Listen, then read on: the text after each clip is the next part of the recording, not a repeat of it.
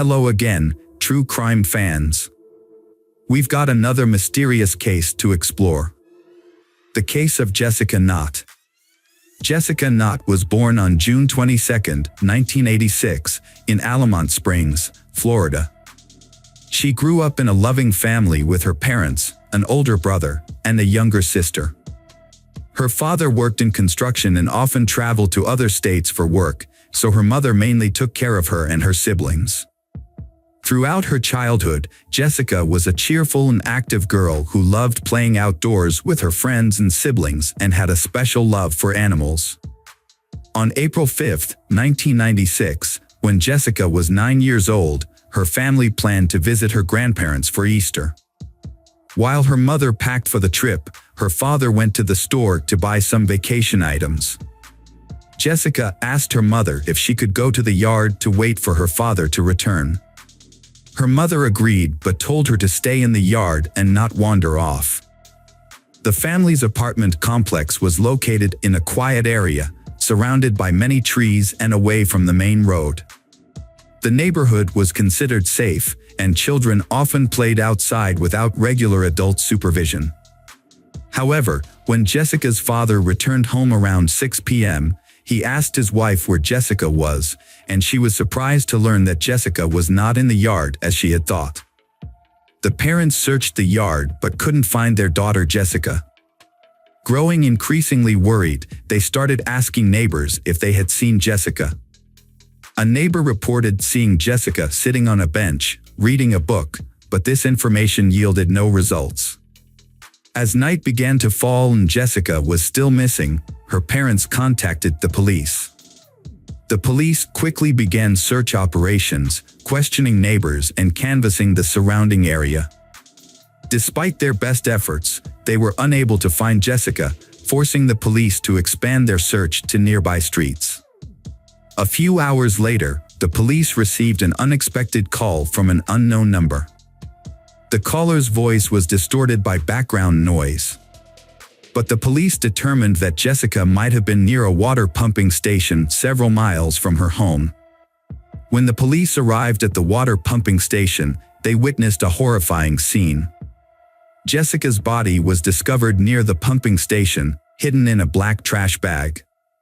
This location was only a few meters from the road, but the pumping station was located under a bridge, making it nearly impossible to detect.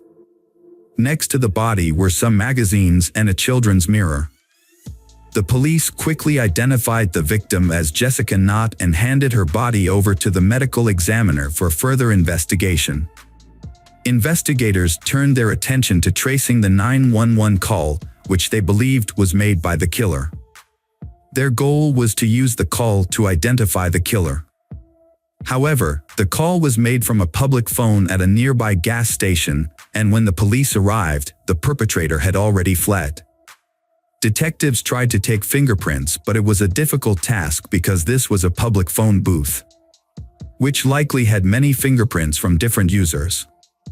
In addition, it was possible that the killer had wiped the phone clean after calling or had worn gloves to avoid leaving fingerprints. Further investigation revealed that Jessica may have been killed elsewhere and her body moved to the water pumping station. Evidence on the ground showed that the killer pulled the body out of the car, then put it in a trash bag and dragged it to the water pumping station. Jessica's clothes were still intact, except for a missing shoe, which was not found at the scene. The only potential clue at the crime scene was tire tracks on the ground. There was a possibility that they belonged to the killer's car, so the police took photos and analyzed the prints. Meanwhile, a medical examination of the body showed that the victim died from strangulation, with marks on the face and neck indicating the killer used bare hands. An autopsy showed that Jessica had eaten a hamburger shortly before her death. Her mother said she did not give Jessica a hamburger that day, suggesting the killer may have provided her with food. Additionally, forensic experts found no evidence of sexual assault, leaving the killer's motive unknown. Initially, police had suspected Jessica's parents of being involved in her disappearance because they had not had a solid alibi. Jessica's mother had claimed that she had packed up the apartment, and her father had claimed that he had been out shopping, so they clearly had had the opportunity to commit the crime. The police had been confused as to how the killer had been able to get Jessica out of the yard without anyone noticing or her screaming, leading them to believe that the killer might have been someone Jessica knew and trusted, and she might have voluntarily left with them. The killer's voice on the 911 call had provided another clue. In the recording, experts had detected feelings of grief and remorse, suggesting that the killer had truly felt remorse for his actions. The fact that the killer had taken the risk of calling 911 suggested that they might have been trying to minimize guilt or manipulate the investigation. However, the obvious sadness in the killer's voice had led investigators to believe that the killer had likely been remorseful for his actions. The investigation had reached a turning point when police had found a roll of black garbage bags in the trunk of Jessica's father's car, similar to the bag used to dispose of the victim's body. However, expert examination had shown that the bags had come from another manufacturer, eliminating Jessica's father as a suspect. The focus of the investigation had then turned to other suspects. Forensic experts had conducted a thorough examination of the victim's clothes and body, thereby obtaining many clues. One notable discovery had been that there had been a significant amount of dog hair on Jessica's clothes, even though her family had not owned dogs. This suggested that the dog hair might have come from the perpetrator's dog. Additionally, human hair of an unidentified man had been found on Jessica's body, and experts had been working to extract the DNA profile from the sample. However, this process had taken several days. Further examination had revealed two strange fibers on Jessica's clothes that experts had analyzed and determined likely had originated from car seat covers and carpets. This finding had supported the theory that Jessica had been killed at a location other than the water pumping station and then transported there by car. To determine the breed of dog that had shed hair on Jessica's clothes, experts had used the FBI's specialized database, which contained microscopic photos of hair from many different dog breeds. By comparing fur samples with a database, experts had determined that the fur had belonged to a Shar-Pei. This discovery had suggested that the perpetrator might have owned a Shar-Pei and that the dog's fur had been transferred to Jessica's clothes at the perpetrator's home or in the car. According to investigators' initial theory, the killer might have lured Jessica into his car, taken her to buy hamburgers at McDonald's, and then taken her to his home, where she had been murdered. To aid the investigation, experts had tried to improve the quality of the phone call recordings, but this had proved difficult. They had decided to try a different approach and sought help from NASA, which had advanced audio enhancement tools originally designed for use in space recordings. NASA had agreed to assist and provide police with higher quality audio. However, experts still needed to sample the suspect's voice to compare with the call recording. Detectives had suspected that the killer might have known Jessica, so they had played the call recording for her mother, hoping she could recognize the voice. At first, she had said the voice was familiar but couldn't place it. When she had heard it a second time, she suddenly had realized that the voice belonged to a neighbor who had lived in their complex. Although she couldn't remember his name, she had told detectives that he often had taken his Shar-Pei for walks in the yard. Police had quickly identified this man as James Crow, 35 years old. Hours after Jessica had disappeared, investigators had questioned her neighbors, including James Crow. James had told them that he had seen Jessica in her yard while walking his dog, Pumpkin, a Shar-Pei. They had exchanged a few words and then he had left.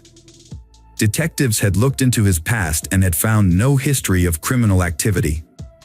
He used to be a truck driver, but had been currently unemployed and had spent most of his time walking around the neighborhood with his dog. Detectives realized that the similarity in voice and breed of dog had not been enough to arrest James, so they obtained a search warrant for James' car. Inside, they found two disturbing clues. Under the front passenger seat, they discovered an empty Happy Meal bag, which was suspicious because James had no children and Jessica had had a McDonald's hamburger in her stomach. Additionally, The car had brand new tires that had barely been used, which James had claimed to have changed on the day Jessica was murdered. However, his previous tire had not been very old and could have lasted a few more years. Police investigated further and discovered that one of James' old tires had been left behind at an auto service. When they compared the tire tread pattern to prints found near Jessica's body, they did not match. However, it was possible that tire marks on the ground did not belong to the killer's car but to another vehicle. Police also searched James' apartment, where they found a box containing several rolls of trash bags similar in size and color to the one found on Jessica's body. To determine if there was any connection between the bags, detectives needed to find a way to prove that they had come from the same manufacturer. At first, this seemed impossible, as the bags had no distinctive markings or features and there were hundreds of manufacturers of similar products. The detectives had an idea to solve this problem. They contacted Roberts, a quality control specialist for the company that had manufactured the bags found in James' apartment. Roberts pinpointed the factory that had produced the bags based on a special code on the cardboard box containing the rolls. The code indicated that the product had come from a facility in Virginia. Roberts explained that a small amount of iron or titanium was added to the bag's composition, depending on its color. Because the factory produced bags in many different colors, the materials used in production changed constantly, causing the ratio of plastic and iron or titanium to change daily. To take advantage of this information, experts used high-intensity X-rays to measure the presence of iron and titanium in the plastic of handbags from the suspect's apartment and the crime scene. This analysis provided exact ratios of elements, which were identical in both bags. This suggested the bags had been made on the same day and possibly from the same batch. However, there was more to the story than that. During the production of garbage bags, microscopic debris accumulated on the machine and imprinted on the plastic sheets as they were rolled out. This created a unique stripe pattern on each bag, visible to the naked eye. Even though the debris on the conveyor belt was constantly changing, creating a new pattern every few hundred feet of fabric, the results were consistent enough to provide another possible lead in the investigation. The similarity of the bags suggested that not only had they been produced in the same batch, but they had also been produced within a short time frame, perhaps just a few hours apart. Comparison of the bags from the suspect's apartment and the crime scene revealed a striking match in the lines and patterns on the bags. On further inspection, experts showed that the bags had been rolled into bundles by machine, which could have created irregularities during the rolling process. Although these irregularities were hardly noticeable, they could be detected by examining the edges of the bag, where the folds formed a unique pattern. Upon re-examining the bags, experts discovered that the pattern on the bags at the suspect's apartment matched the pattern at the crime scene. Further analysis also revealed that fibers found on Jessica's clothing had matched the carpet in James' apartment and the upholstery of his car seat. An audio expert had also analyzed the 911 call recording and compared it to James's voice sample, concluding that the voice in the recording belonged to James. Although the evidence was only circumstantial, detectives still believed in James' involvement in the case and decided to arrest him. James was taken into custody, and the prosecution announced its intention to seek the death penalty. Despite James continuing to deny guilt, the case still went to trial. The prosecution presented its theories, highlighting James' frequent outdoor activities with his dog, which had earned him the trust of local children, including Jessica. According to police, James had met Jessica while walking his dog and had struck up a conversation. He offered to take her to McDonald's, and she agreed because she knew him. After the meal, James allegedly invited Jessica to his home. While his wife was away, evidence had shown that Jessica was actually at James's house that day, as fibers from his living room carpet were found on her clothes. The investigation revealed that James might have tried to attack Jessica, but something went wrong. Forensic evidence indicated that the killer had strangled Jessica with their bare hands and pressed their palms against her face, possibly to silence her if she tried to scream. Panicked, the killer then placed Jessica's body in a trash bag and transported it to their car without arousing suspicion from the neighbors. The killer dumped her body near a water station, called 911 from a nearby gas station, and returned home. During the preliminary hearings, James's attorneys attempted to defend the evidence, arguing that there was no concrete proof of James' guilt. Although the judge accepted the evidence, the defense pointed out that in murder cases, the standard of proof is higher and more direct. Therefore, the possibility that James could avoid the death penalty was very large. A plea agreement was offered to James based on the circumstances surrounding the case. The deal required him to plead guilty to second-degree murder and accept a sentence of 40 years in prison without parole, thereby avoiding the death penalty. 2 years after the murder, in the summer of 1998, James accepted the deal. Although he was not required to provide details about the crime, he said that one of the reasons he accepted the deal was to spare Jessica's family the torment of the trial. The prosecution believed James showed genuine remorse for his actions and used the 911 call as evidence. The purpose of the call was unclear, but it suggested James was trying to alleviate his guilt. However, Jessica's parents were not satisfied with this deal because they had hoped for the death penalty and wanted James to confess to the crime.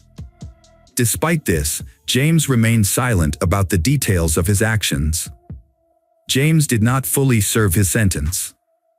He died in November 2011 at the age of 49 from health problems, taking with him details of his crimes and motives. Hello friends, welcome to our channel. Today we're going to take a look at another horrible case with you. The case of Maria Alejandra Lafuente Casco. Maria Alejandra Lafuente Casco, a stunning brunette with bright brown eyes and thick black eyelashes, lived in Mexico City. Alejandra took great pride in her appearance, considering herself the epitome of female beauty. Alejandra's success wasn't limited to her physical appearance. Her father, Dr. Alberto Dente, was a renowned psychiatrist with a doctorate in sciences. Following in his footsteps, Alejandra had built a successful career of her own. Alejandra's father was a renowned scientist specializing in psychiatric disorders. She idolized him and aspired to follow in his footsteps, enrolling in the top psychiatry university and graduating with honors, thanks to her hard work and his connections. After completing her studies, Alejandra shifted her focus from psychiatry to psychotherapy.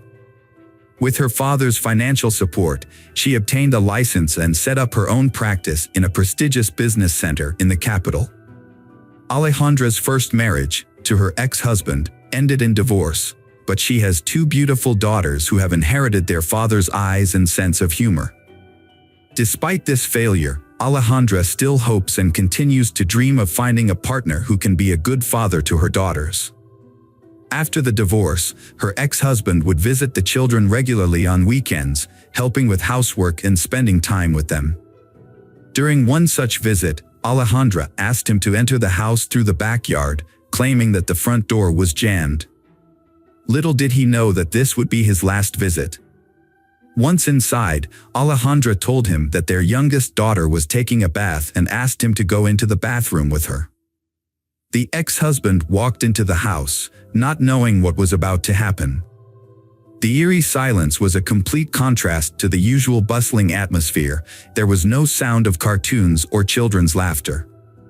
The ex-husband went to the bathroom. He noticed the tape on the floor and his daughter was not in the bathtub full of water. A feeling of unease began to appear, and he suddenly realized that something was very wrong. At that moment, Alejandra appeared behind him, holding a hammer, and hit him on the head with all her strength. She struck another blow, and the ex-husband collapsed to the ground, blood pouring from the open wound on his skull. A horrific scene unfolded as the ex-husband lay covered in blood. Experts later determined that he had no chance of survival, and that death occurred almost immediately after the first blow. The eldest daughter, who had unexpectedly returned home early from a friend's house, happened to witness the horrific scene. The children were no strangers to their parents' frequent quarrels, but this time the situation had escalated to a deadly level. The daughter, shocked and distressed, ran away from home and called for help. A neighbor responded quickly and called the police. Authorities arrived promptly and arrested Alejandra, charging her with murder. After her arrest, Alejandra was held in a cell for a month until her first trial. Throughout the proceedings, Alejandra maintained her innocence. Her lawyers argued that she had acted in self-defense, citing her ex-husband's history of intense jealousy. According to the defense, her ex-husband fabricated statements that Alejandra had brought men into the house, which allegedly affected the mental health of their daughters. On the day of the incident, Alejandra's ex-husband unexpectedly showed up at her home, entering through the back door in an attempt to catch her with another man. When he found Alejandra alone in the bathroom, he attacked her. In self-defense, Alejandra struck her ex-husband twice in the back of the head. After considering the evidence and taking into account the presence of Alejandra's two young daughters, the court delivered its verdict on June 14, 2012. Alejandra was sentenced to 1 year and 4 months in prison. However, thanks to her lawyer's efforts and financial support from her father, her prison sentence was suspended and she was released. A few months later, the appeal was refiled, this time with a request to dismiss the charges. The defense argued that she had acted in self-defense. Human rights activists advocated for a jury trial, sympathizing with she who was portrayed as a victim of domestic violence. The court reviewed the case and ultimately acquitted her. After her release, she resumed providing psychological counseling. Alejandra successfully created a public image of a victim of gender inequality who fought for her rights and emerged victorious. This image boosted her popularity among potential clients. Around this time, she met Alan Carrera Cuellar, a prominent Mexican businessman, the son of Adrian Carrera Francis, a former head of special services for the Central District who had enjoyed a distinguished career. Alan was a tall, handsome, and statuesque man. Alan soon expanded his business and opened a chain of construction stores across the country. However, his success came with a hidden cost. Part of his business was connected to organized crime, and this fact was kept hidden from most people. Unfortunately for his family, his involvement in financial fraud eventually came to light, resulting in his father losing his job. As it turned out, Alan had a significant stake in a criminal organization that smuggled psychotropic substances into the United States. The group operated from a base in a border town, where they were protected by corrupt police officers. This organization controlled a portion of the South's psychotropic substance trafficking. Alan's father was eventually linked to his son's crimes and was forced to cooperate with the authorities, giving a statement that incriminated him. He was initially sentenced to 20 years in prison but was unexpectedly released from prison on July 18, 2000, after being enrolled in a witness protection program. Alan was always surrounded by women, but he had been in love with a classmate since childhood, whom he eventually married. The marriage was brief but happy, and they had a beautiful daughter. However, Alan's frequent absence from home due to work led to their divorce. He found it extremely difficult to part with she he had loved since high school. Subsequent relationships brought him no joy, and the loneliness and sadness led him to gradually develop a drinking problem. Alan struggled with chronic depression and developed an alcohol addiction, which led to a destructive habit. To overcome this, he tried various methods, including reading books, attending Alcoholics Anonymous meetings, and seeking professional help.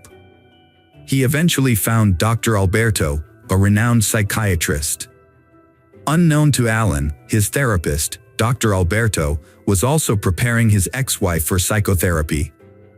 However, Dr. Alberto informed his ex-wife that he could not treat her for ethical reasons, since he was already treating Alan psychologically. Instead, he referred her to another psychiatrist, Maria Alejandra. Alberto did not disclose his personal relationship with Maria Alejandra to his ex-wife because this could create a conflict of interest in the therapeutic relationship. Alejandra soon discovered that Alan could be the perfect match for her. He was described as a kind and wealthy man in his prime. Without hesitation, Alejandra asked her client to bring her ex-husband in for another therapy session, claiming she could resolve their issues in one visit and help them break their strong emotional bond. As soon as the session began, Alejandra and Alan started working on a plan to seduce each other. After the session, Alan invited Alejandra out for coffee to discuss his family problems. Although Alejandra initially declined the invitation, citing professional ethics, they ended up going on a date that same evening. An affair quickly developed between them. Alan's ex-wife was shocked to discover what had happened. She considered reporting the incident to the doctor's ethics committee, but ultimately decided against it. Alejandra, a competent specialist, convinced her that pursuing the matter was motivated by jealousy and an inability to let go of the past. The doctor believed that holding on to these feelings would hinder her chances of a happy future. Ultimately, Alan's ex-wife chose not to report the affair. Meanwhile, her sessions with the doctor came to an end. Alan and Alejandra's relationship progressed quickly. Within a few months of their first date, they decided to move in together. 2 months later, they decided to get married. However, Alan was unaware of the secrets that Alejandra was hiding, including the reason behind her divorce from her ex-husband. In April 2014, Alan traveled to visit his parents for the weekend, which turned out to be the perfect opportunity to discuss his upcoming wedding with them. However, Alan's parents were shocked to learn about his fiancée, Alejandra, as they had never heard of her before. A week after Alan's conversation with his parents, they registered their marriage. Notably, Alejandra asked Alan not to invite her friends and relatives to the wedding, citing a modest celebration and a limited budget. Although the wedding was supposed to be low-key, it was later revealed that Alejandra's father did attend the ceremony. The young family's life initially seemed like a fairy tale, filled with happiness and endless plans for the future. However, this perfect appearance did not last long. Alejandra's hysterical nature and the horrors of this story began to emerge. Although no one expected it at the time, the relationship between the newlyweds began to deteriorate rapidly. Alan was a secretive person who kept his personal life private, sharing few details with friends. As a result, little was known about what was happening behind closed doors. Nonetheless, it was clear that the relationship was no longer the same. The once happy couple now appeared troubled. After meeting Alejandra, Alan became increasingly estranged from his family. The final straw was when he got married without inviting his parents. The rift became so deep that they eventually stopped communicating altogether. Alan's friends began to notice that his wife, Alejandra, was becoming increasingly nervous and irritable. She would lose her temper quickly and behave erratically. After a few incidents, Alan felt ashamed and decided to limit their social interactions. However, the problems at home only worsened, with quarrels occurring daily over trivial matters. One evening, Alejandra went through Alan's cell phone and discovered sexually explicit messages with other women. This revelation was the final straw for her. She claimed that Alan had been physically and mentally abusive, and she could no longer tolerate his infidelity. Instead of seeking counseling or trying to salvage the relationship, Alejandra decided to take a different approach. She chose to focus on planning the perfect murder, using a method she was familiar with. Her attention was now fixed on creating a plan to eliminate Alan. Meanwhile, Alan continues his daily routine, unaware of the shocking events that are about to unfold. Despite limited contact with his family, he attends his grandfather's birthday party. However, the presence of his wife, Alejandra, causes tension, as his parents have made it clear that she is not welcome in their home. This further strains their relationship. It would later become clear that this was the last time the family saw Alan alive. On October 31, 2014, Alan sent a text message to his family, assuring them he had arrived home safely after the party. But after that, all contact ceased. He failed to show up at work for several days, which was unusual for the diligent entrepreneur.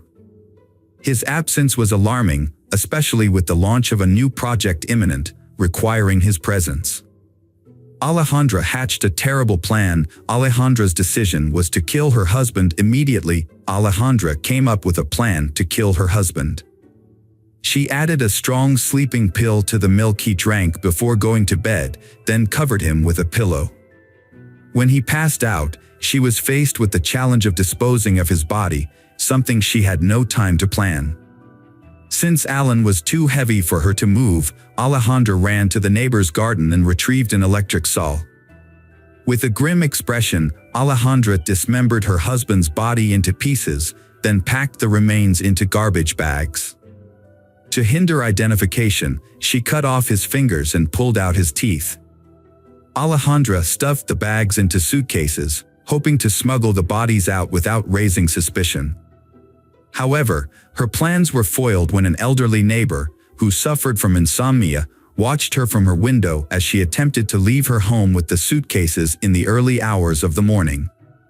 The neighbor became concerned about Alejandra's early departure and her unusual behavior, as she kept looking around nervously. Little did the neighbor know, Alejandra had scattered the bags containing her ex-husband's remains in various neighborhoods to cover her tracks. Alejandra then returned home, further raising the neighbor's suspicions. As the day began, Alejandra continued her normal routine, hiding her dark secret. Alejandra's father attempted to use his connections and bribes to prevent his daughter's imprisonment, but he was unsuccessful. However, Alberto did manage to keep the trial private to avoid drawing more attention to the case. His motivations were largely self-serving, as Alberto was concerned about the impact the trial would have on his own career. As a specialist, Alberto feared that his reputation would be tarnished by his inability to diagnose and address his own daughter's problems.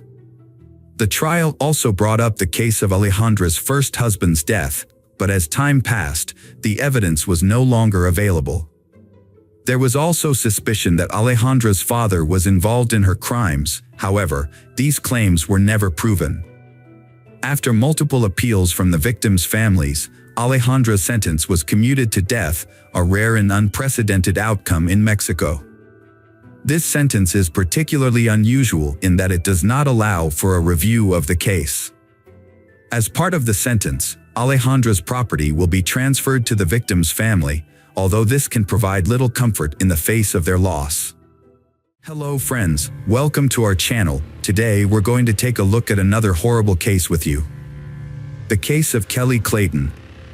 Kelly Clayton, also known as Kelly Stage Clayton, resides in Cotton, New York. Kelly Clayton had a promising life ahead of her.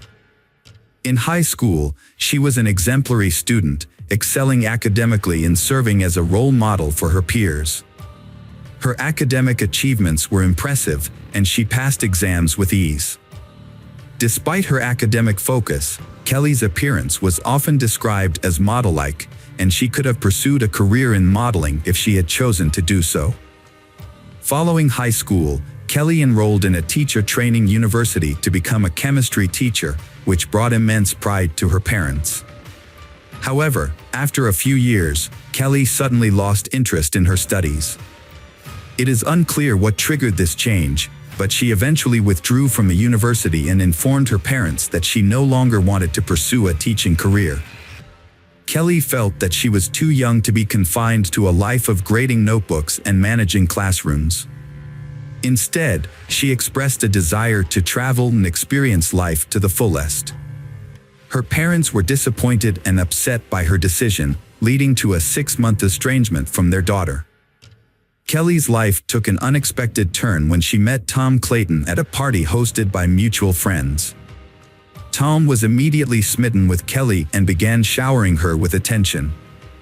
His athletic physique and attractive appearance made him a standout, which wasn't surprising given his successful hockey career. As a semi-professional player for the Jackal team, Tom was known for his strength and aggression on the ice.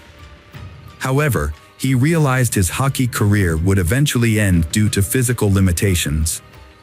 Tom would have to retire and enjoy the game from the sidelines, either by attending live matches or watching his favorite team on television. They continued with their lives, starting by returning to New York to get married. They then moved to North Carolina and eventually settled in the small town of Cato, which had only a few thousand residents. Tom started a franchise that specialized in rebuilding houses damaged by fires or disasters. He also worked for a friend's company in a related field. Kelly, on the other hand, had dropped out of university and was working as a waitress. Although she changed jobs, she continued to work even after having 2 children. Tom's income was sufficient for the family, and Kelly could have quit her job to care for their daughters, but she chose to continue working to earn extra money. She used this extra income to buy toys and pamper her children. On September 28, 2015, Tom went to play poker with his friends, the Millers, as he usually did. He preferred to attend these gatherings alone, as playing for money required a certain level of skill and experience. Additionally, someone had to stay home with the children, and bringing the whole family would have turned the evening into a noisy and chaotic affair, detracting from the enjoyment of the game. That evening, Tom was on a losing streak, but instead of giving up, he tried to win back his losses. He suggested that anyone who wanted to stay and play until morning was welcome to do so, but no one took him up on the offer, and he ended up going home. At home, a horrific scene unfolded before Tom's eyes. His wife lay in a pool of her own blood, severely beaten and, at first glance, appeared lifeless. Panicked, Tom frantically searched the rooms for his children. Fortunately, they were unharmed but terrified. He quickly scooped up his daughters and rushed to his neighbor Derek's house, desperate to shield them from the gruesome sight of their mother's battered body. From Derek's house, Tom called the police, struggling to process the chaos. The officer who arrived at the scene found Tom kneeling beside his wife's body, attempting to administer CPR. However, the emergency medical technicians soon intervened and pulled Tom away, revealing the devastating truth: Kelly had been deceased for an extended period, and nothing could be done to revive her. The house was in disarray, with blood covering both floors. The bedroom showed signs of an intense struggle between Kelly and her killer, who carried out the brutal act despite the presence of children in the house. It appeared Kelly had been pushed down the stairs, as evidenced by the broken banister, and brutally beaten with a blunt object until the killer was certain she was dead. No signs of knife or gunshot wounds were found. The officer filming the crime scene observed that Tom seemed lost and in shock. He wandered aimlessly, briefly entering the room before exiting, and was unable to provide the officer with basic information, such as the location of the children's room or the emergency exit. However, when asked about his whereabouts during the murder, Tom calmly stated he had spent the evening at a friend's house playing poker. The officer, failing to obtain clear information from Tom, proceeded to question the neighbor and the children. Tom's eldest daughter, Charlie, described the perpetrator as a robber. According to Charlie, she and her sister were drifting off to sleep when they heard their mother scream loudly from the next room. Their mother yelled, "Charlie, run away from here," and then the whole house shook violently. They cautiously left their room and saw the perpetrator leaning over their mother, beating her with what looked like a hammer. They ran back into the nursery, blocked the door with a small nightstand, and hid under the bed. Fortunately, the perpetrator wasn't looking for them, as the nightstand wouldn't have been enough to stop him. When asked to describe the perpetrator, Charlie said he was big, like a bear. He wore blue jeans, a black shirt, and a mask similar to the one her father wears when hunting. Charlie also noted that the perpetrator's eyes looked like her father's, but she didn't remember anything else, as she only caught a brief glimpse before getting scared and running away.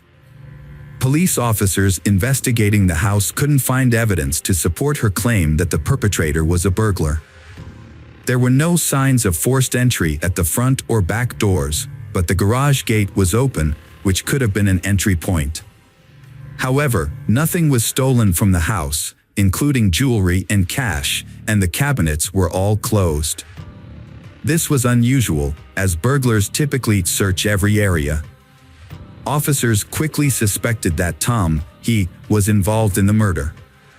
They believed he was pretending to be a grieving husband and had actually killed his wife to collect insurance payments. If Kelly's life was insured, Tom could potentially receive up to $1 million. The police just needed to gather evidence to solve the case, especially since the daughter mentioned that the perpetrator's mask and eyes resembled her father's. However, the police couldn't find the hunting mask in the house. After discovering Tom's whereabouts on the night in question, the police interviewed the other poker players. One of Tom's friends was incredulous.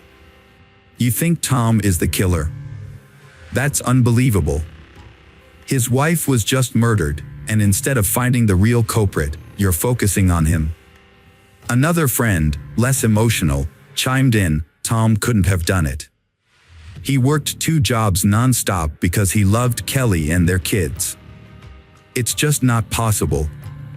Besides, he was with us the entire night, playing poker. Even when everyone else was tired, he wanted to keep playing." Laura, an acquaintance of Tom's, shared her concerns during a break in the game. She recalled that Tom had asked to borrow her phone, claiming he had left his in the car, which was only 10 meters away. Laura found this odd but lent him her phone anyway. Tom stepped outside to make the call, but when Laura checked her phone's call history later, there was no record of the call, suggesting that Tom had deleted it. Laura discussed this incident with her husband, who had been sitting next to Tom at the poker table. He noticed that Tom wasn't paying attention to the game, instead keeping his head down, focusing on something on the table. It turned out that Tom had his phone with him the whole time, which raised more questions.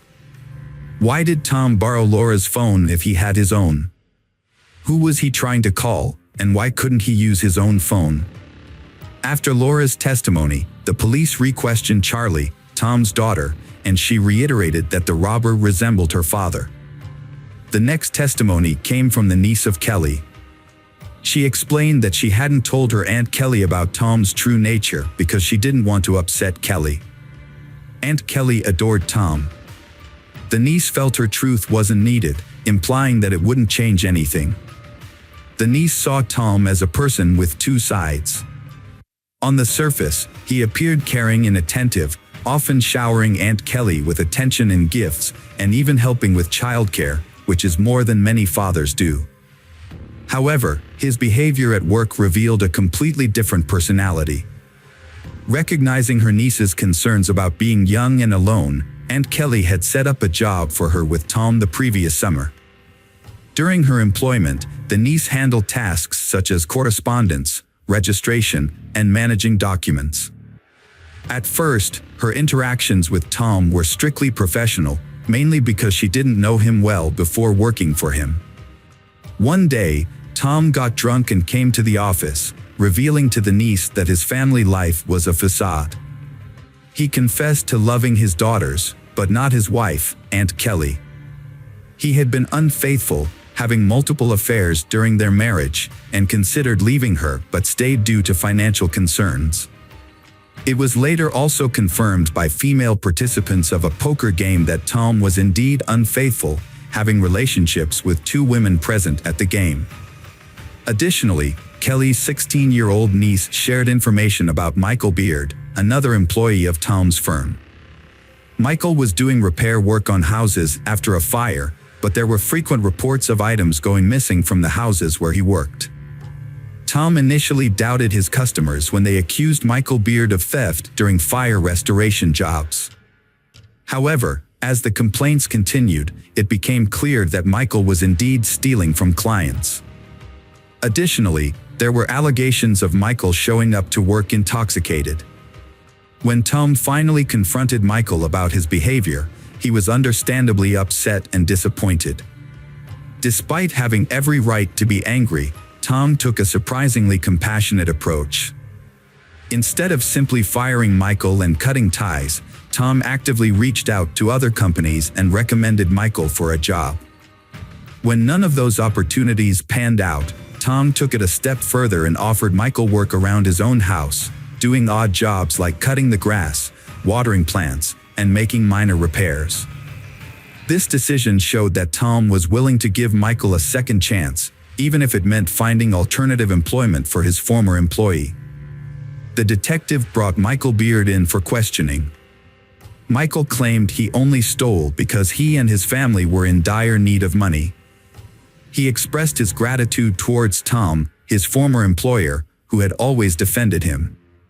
Michael also praised Tom's wife, who had shown kindness by feeding him and giving his children old clothes. However, the investigation took a turn when Michael's wife, Holly, was interrogated. She revealed that Tom had offered Michael a job, which Michael had not mentioned earlier, and promised to pay him $10,000 for it. This new information raised suspicions about Michael's alibi. He was called back to the station and hooked up to a lie detector. The test results indicated that Michael was lying, and he eventually cracked under pressure and began to confess. The investigation was sparked by the death of Kelly, which had shaken Michael. He had even attended church to pray for her soul, showing that he was genuinely distraught by her passing. Despite initial doubts about his involvement, the police had released him after the first round of questioning. However, Holly's testimony changed everything. Tom promised Michael $10,000 to kill his wife, Kelly, and make it look like an accident. The plan was for Michael to sneak into the house while Tom was playing poker, strangle Kelly, and then start a fire to cover up the crime. The house was insured for a large sum of money. Michael found 2 cans of gasoline waiting for him in the garage, which he would use to set the fire. He quietly entered the house while everyone was asleep.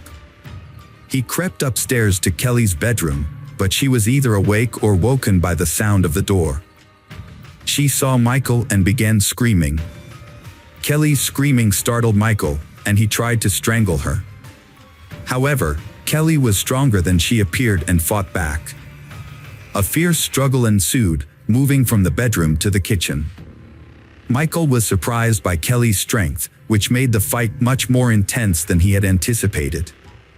Michael was in a state of shock and panic, flailing his arms wildly and grabbing at Kelly's clothes, unable to focus on the fight. In contrast, Kelly was fighting for her life, accurately aiming her blows at Michael's face. If the police had arrived at Michael's location sooner, they would have seen evidence of the beating he had taken. After a prolonged struggle, Michael slammed Kelly's head into the wall with great force, knocking her to the ground. She was unable to get up for some time. Michael then produced a hammer and continued to strike Kelly's head until she showed no signs of life. Consumed by rage and panic, Michael fled the house, forgetting that Tom had instructed him not only to kill Kelly but also to set fire to the house to conceal the crime. Mark Blanford, Michael's accomplice, was just the driver. Knowing Michael from working together and staying with him, Mark had not been surprised when Michael, known for petty theft, had asked him to drive during a break-in. Mark had mentioned that he had initially wanted to decline Michael's request, but that the offer of $500 had been tempting. After some deliberation, Michael had convinced him to participate. Michael's plan had been to rob a businessman, and he had needed Mark's assistance to make a quick getaway before the police arrived. Michael had also promised to help with the car. Mark had eventually agreed, but only on the condition that he could park the car at a safe distance from the house. Michael had accepted this condition. That evening, Mark had waited for Michael in the car in a dark alley, and Michael had come back quickly enough, breathing heavily and telling him to move as fast as possible. Michael hadn't had any bag or sack on him, which hadn't looked much like a robbery. Mark hadn't asked him any questions along the way, simply because he hadn't wanted to know anything. He had just wanted his $500, which he hadn't ended up getting. On the way out, Michael had asked Mark to stop at a bridge over a creek a couple blocks south of there. Mark had stopped there, and Michael had hastily stripped off his outer garments and thrown them off the bridge. Mark had offered to show the place if needed. Indeed, police officers who had arrived on the scene at Mark's behest had found parts of Michael's outer clothing near the creek, as well as the hammer used to kill Kelly. Michael, already in custody on suspicion of first-degree murder, began to change his testimony. According to him, he was indeed hired by Tom, indeed for $10,000, but only to commit arson at the house and nothing more. Michael spent a very long time assuring the police of his innocence, and all because he did not know that Mark had shown the place where Michael had thrown out his things, and that his clothes, as well as the murder weapon, had already been submitted for examination. And the experts found both on his clothes and on the hammer the blood of Kelly Clayton. And that was the most direct proof that it was him who killed Kelly, not someone else. Tom denied ordering the massacre of his wife, claiming Michael acted alone. According to Tom, Michael knew Tom had money and was motivated by resentment over losing his job. Tom suggested Michael robbed his house, unaware Kelly was home, resulting in her death. However, Laura, a woman who played poker with Tom, revealed that Tom used her cell phone to make a call. The detective obtained the call records, confirming suspicions. The records showed Tom called Michael on the night of September 28th to 29th. Michael was tried first and maintained he was hired to set fire to the house for insurance purposes. He claimed he didn't kill Kelly and the blood on his clothes came from touching her dead body. He had disposed of his belongings to avoid suspicion of being at the Claytons' house that night. His testimony seemed convincing. The jury deliberated for 7 hours before delivering a guilty verdict on all counts against Michael Beard, who now faced life imprisonment. In contrast, Tom's lawyers managed to gather records of conversations and correspondence between Tom and Michael, but none of these clearly mentioned their nefarious plan. Furthermore, the prosecution's attempts to obtain billing transcripts of Tom's movements yielded no concrete evidence. All the evidence against Tom was circumstantial. However, one key detail caught the attention of investigators. The car in which Mark had given Michael a ride was registered to Tom's company. Moreover, on the day of the incident, Tom had arrived at the office in his personal Toyota but then switched to the company's pickup truck, which was later driven to Michael's house and left there. The truck was returned to the office the day after the tragedy. This suggested that Tom had, in fact, provided Michael with the car that he and Mark used to commit the crime. It was a crucial piece of evidence that the jury testified to during the trial. The 6-day trial concluded with the jury finding Tom guilty of hiring Michael to commit the heinous crime. Michael subsequently appealed, using the testimony of young Charlie, who claimed that the eyes behind the mask belonged to her father. However, the court dismissed the appeal due to the matching description of the clothing found under the bridge. Consequently, Tom Clayton and Michael Beard were sentenced to life in prison. Mark received a 4-year prison sentence for manslaughter. The custody of Tom and Kelly's children was awarded to Kelly's sister, Kim. With time, Charlie has learned to cope with the tragedy. Although she occasionally remembers her mother, she refuses to discuss her father, whom she will never want to see again. Hello friends, welcome to our channel. Today we're going to take a look at another horrible case with you. The case of Michelle Williams. Michelle was raised in Hurst, a suburb of Dallas, Texas, alongside her younger sister Laura. After their mother left to pursue a better life, their father took on the responsibility of raising them. However, he struggled to provide for the family, often relying on unstable construction work and seeking solace in alcohol. In an attempt to make ends meet, Michelle's father devised and carried out schemes to obtain easy money. He would take jobs at factories, intentionally injure himself, and collect insurance payouts. Although this tactic initially worked, it was eventually exposed with the help of CCTV cameras at one of his workplaces, resulting in his arrest and imprisonment. Growing up in an environment filled with deception and manipulation, Michelle became accustomed to a life of dishonesty. She desperately sought escape from this reality, but the lies and deceit had become ingrained in her way of life, making it difficult for her to imagine an alternative. Michelle longed to grow up quickly and leave her impoverished life behind. By the age of 15, she had developed into an attractive young woman, drawing attention from both her peers and older individuals. Michelle soon discovers that she can use her femininity and charm to influence the men around her and get what she wants. As a result, she enters a series of romantic relationships with various men. At 17, Michelle drops out of school and marries 16-year-old Kenneth O'Brien, telling him she's pregnant. Kenneth takes responsibility for his young wife and unborn child, joining the army to provide for them. They move frequently, having 2 more children, but Michelle grows dissatisfied with their nomadic lifestyle and temporary military housing. After 5 years, Michelle leaves Kenneth, citing his infidelity and physical abuse as reasons for the divorce. She returns to her hometown of Hearst, portraying herself as a victim of domestic violence to garner support from relatives and friends. As Michelle rebuilds her life, she reconnects with an old classmate, Brandon, and falls in love.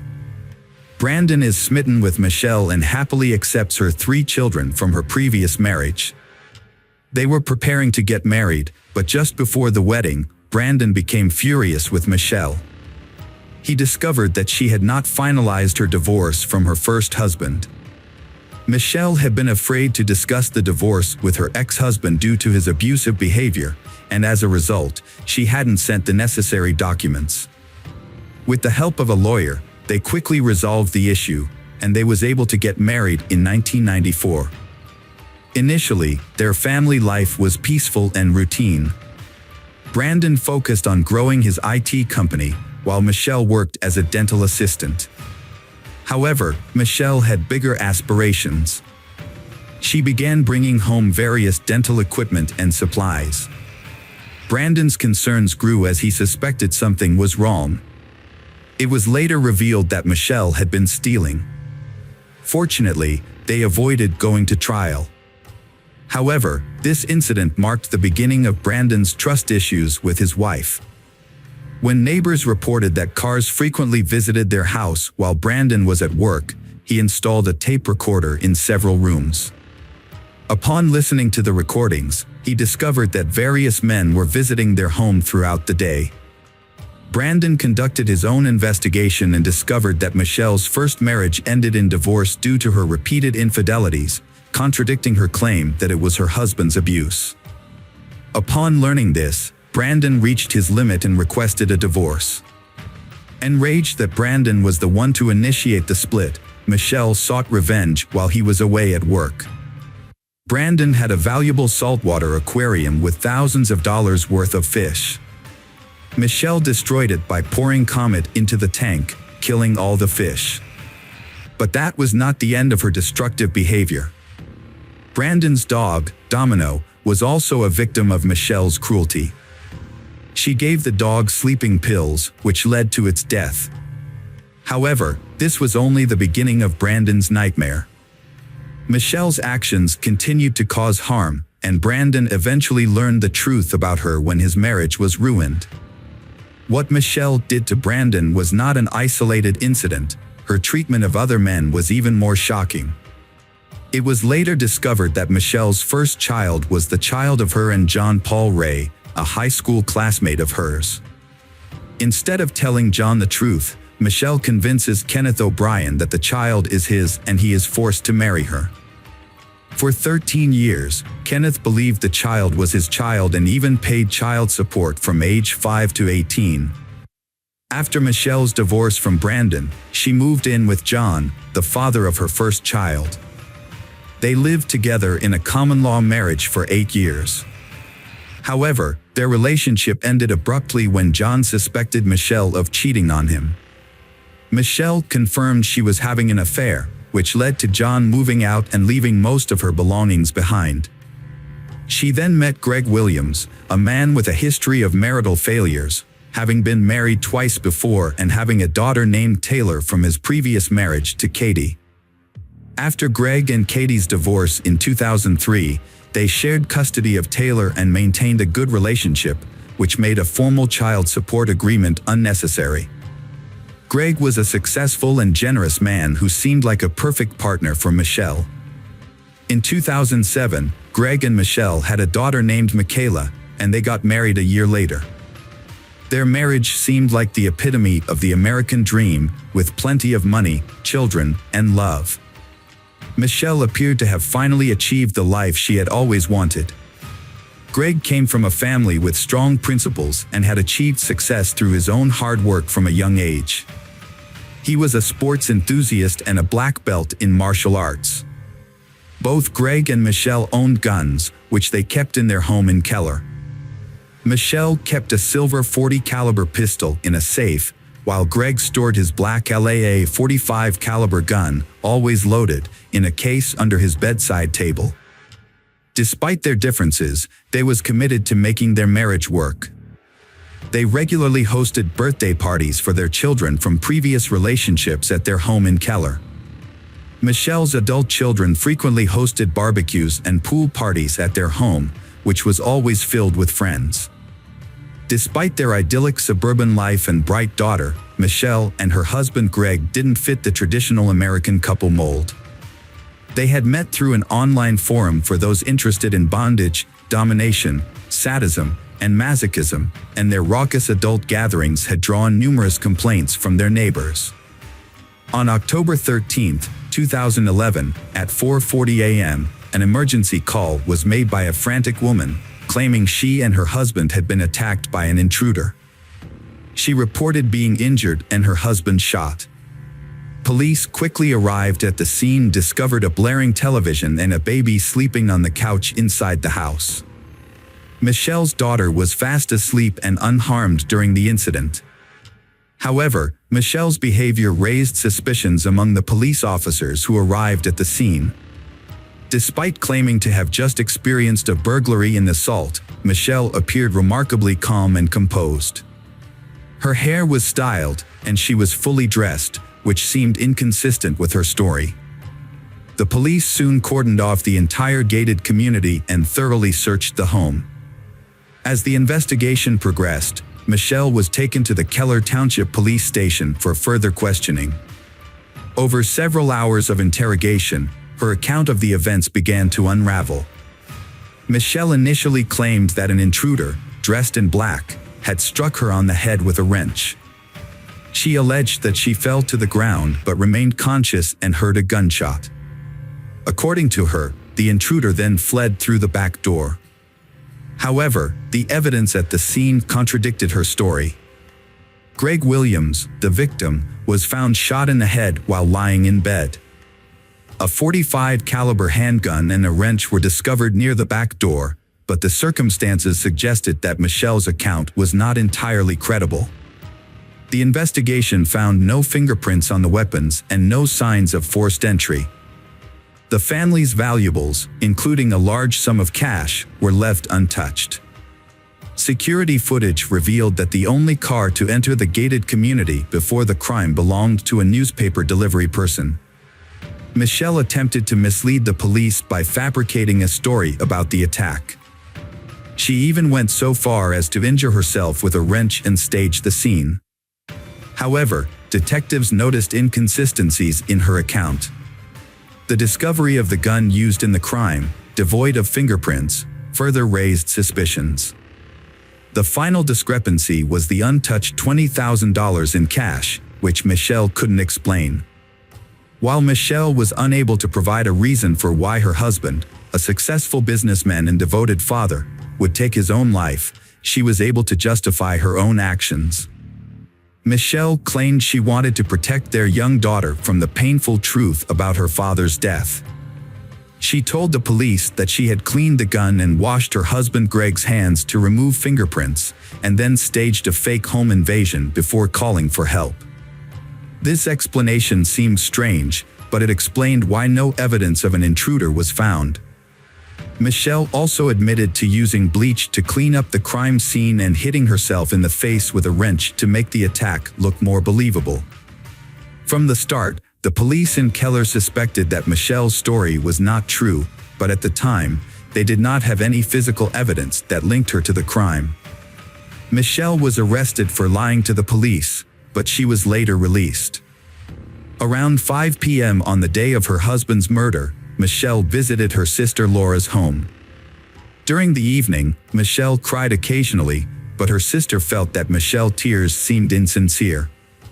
Notably, Michelle didn't mention her late husband's name once. The next morning, when questioned by police, Michelle appeared to be in a great mood. She was well-dressed, had styled her hair, and was wearing makeup. Despite the ongoing investigation into her husband's death, Michelle went out for breakfast at a popular restaurant. As investigators struggled to find a motive and credible evidence, Michelle inadvertently provided them with both. During her initial interrogation, Michelle claimed she wasn't interested in money. However, her actions after Greg's death told a different story. She quickly began selling off assets from their family businesses and spending large sums of money. Michelle had been cashing checks through her husband Greg's IT company, but the exact amount is unknown. It is likely that the amount was substantial. After selling the Blueberries frozen yogurt store in Keller, Michelle made a crucial mistake. She attempted to claim the payout on Greg's life insurance policy, for which she was the sole beneficiary.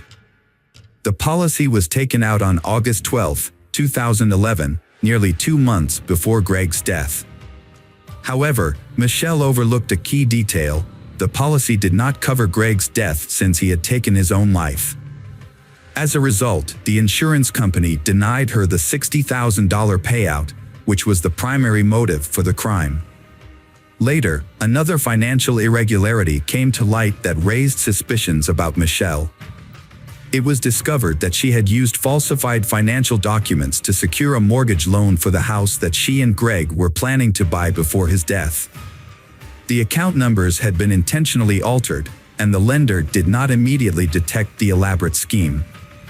Following Greg's death, Michelle canceled a meeting with the mortgage company, and the fake account went undiscussed until it caught the attention of the police.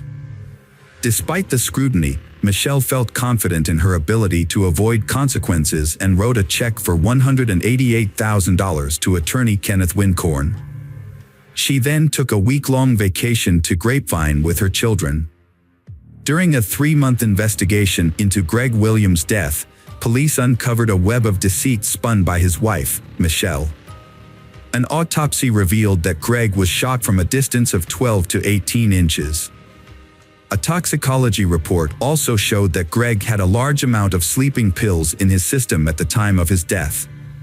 Further investigation found no evidence of a break-in or assault on the house. Instead, police determined that Michelle had sedated her husband, turned up the TV volume, and shot him from close range. Their daughter was asleep in her room and did not hear the shooting. On November 3, 2011, the Tarrant County Medical Examiner officially ruled Greg's death a homicide. Michelle Williams was arrested on January 9 while on her way to a fitness center. She was charged with murder, tampering with evidence, and providing a false statement to police. As the sole witness and suspect, Michelle's bail was set at $522,000. However, she spent only a week in custody before being released on a reduced bail of $85,000. Michelle walked out of jail wearing gym clothes and a GPS monitor, accompanied by her new attorney, Kenneth Wincorn. However, this news infuriated Kathy, Greg's first wife, as she had paid Wincorn with money from Greg's estate, which she believed should not be used to defend Michelle, who was accused of killing Greg. According to online court records, Kenneth Wincorn's law firm had handled Greg and his ex-wife Kathy's divorce in 2003, and his name appeared on documents related to the custody agreement for their daughter Taylor in 2008. However, Wincorn later provided evidence showing his company, rather than him personally, had handled Greg's divorce case, which cleared him of the accusations that he had colluded with Michelle. Kenneth Wincorn learned of Greg's murder from an IT company employee. He described the news as shocking. Later, Michelle sought his help after her attempt to profit from Greg's death failed. Michelle changed her name to Shelley and presented herself as a fitness guru on Facebook. She publicly revealed her relationship with Gene Wallace, a friend of her oldest son who is nearly 15 years younger than her. Shelley and Gene opened a fitness club in Bedford and actively promoted it online. Michelle spent the next few months attending court hearings, enjoying her new relationship, and participating in fitness classes while wearing a GPS tracking ankle bracelet. Her courtroom attire often included miniskirts, knee-length boots, and revealing blouses. According to Greg's ex-wife Kathy, Michelle never showed any signs of mourning Greg's death. Rob Conover, a friend of Greg's for over 20 years, attended many of Michelle's hearings. He observed how Michelle skillfully manipulated police officers, portraying herself as an innocent woman in need of protection. On October 9, 2013, 45-year-old Michelle took a plea deal, pleading guilty to tampering with evidence and deadly conduct. Michelle Williams has been sentenced to 18 years in prison for tampering with evidence and engaging in deadly, dangerous conduct. This is a third-degree felony that is only recognized in a few states. Initially, Michelle admitted to cleaning the gun and her husband Greg's body, but the lack of her DNA at the scene raised doubts about the first-degree murder charge. The trial of Michelle Williams, also known as Keller's Black Widow, has begun. Prosecutors allege that she intentionally targeted her husband in 2011 to collect on his substantial life insurance policy.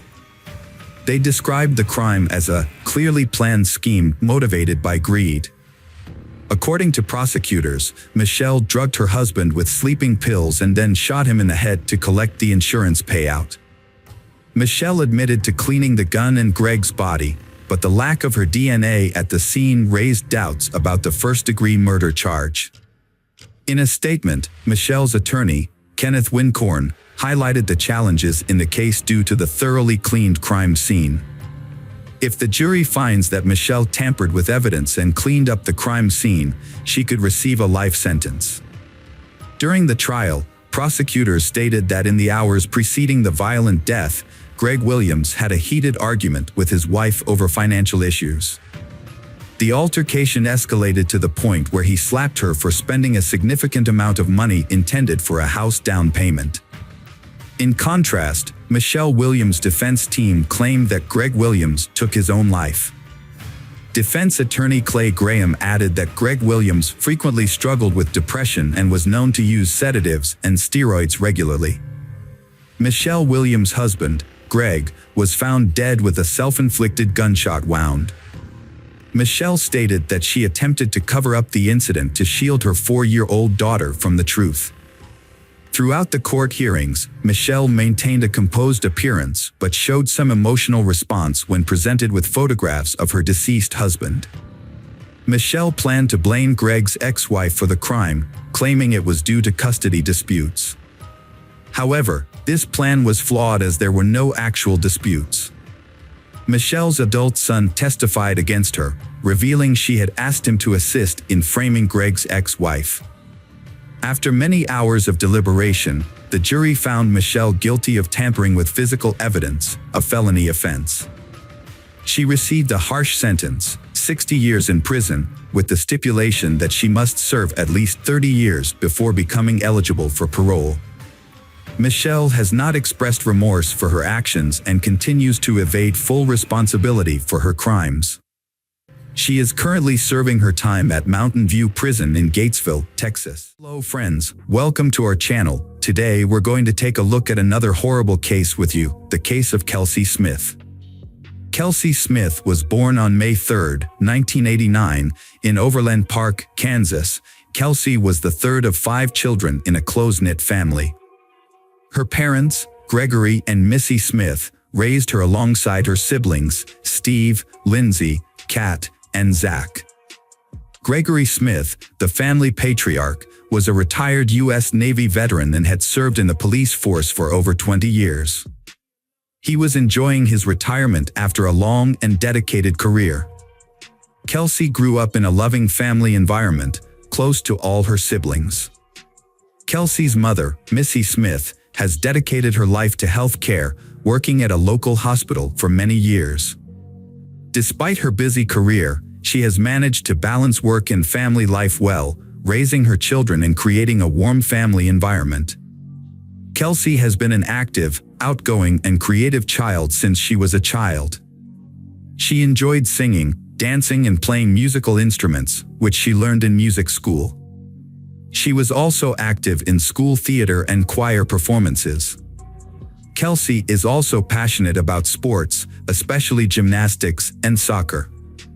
She often attends sporting events with her father and brother, cheering on her local team. With a great sense of humor and many talents, Kelsey has left a deep impression on those around her. Her love for animals, which began in childhood, inspired her dream of becoming a veterinarian after college.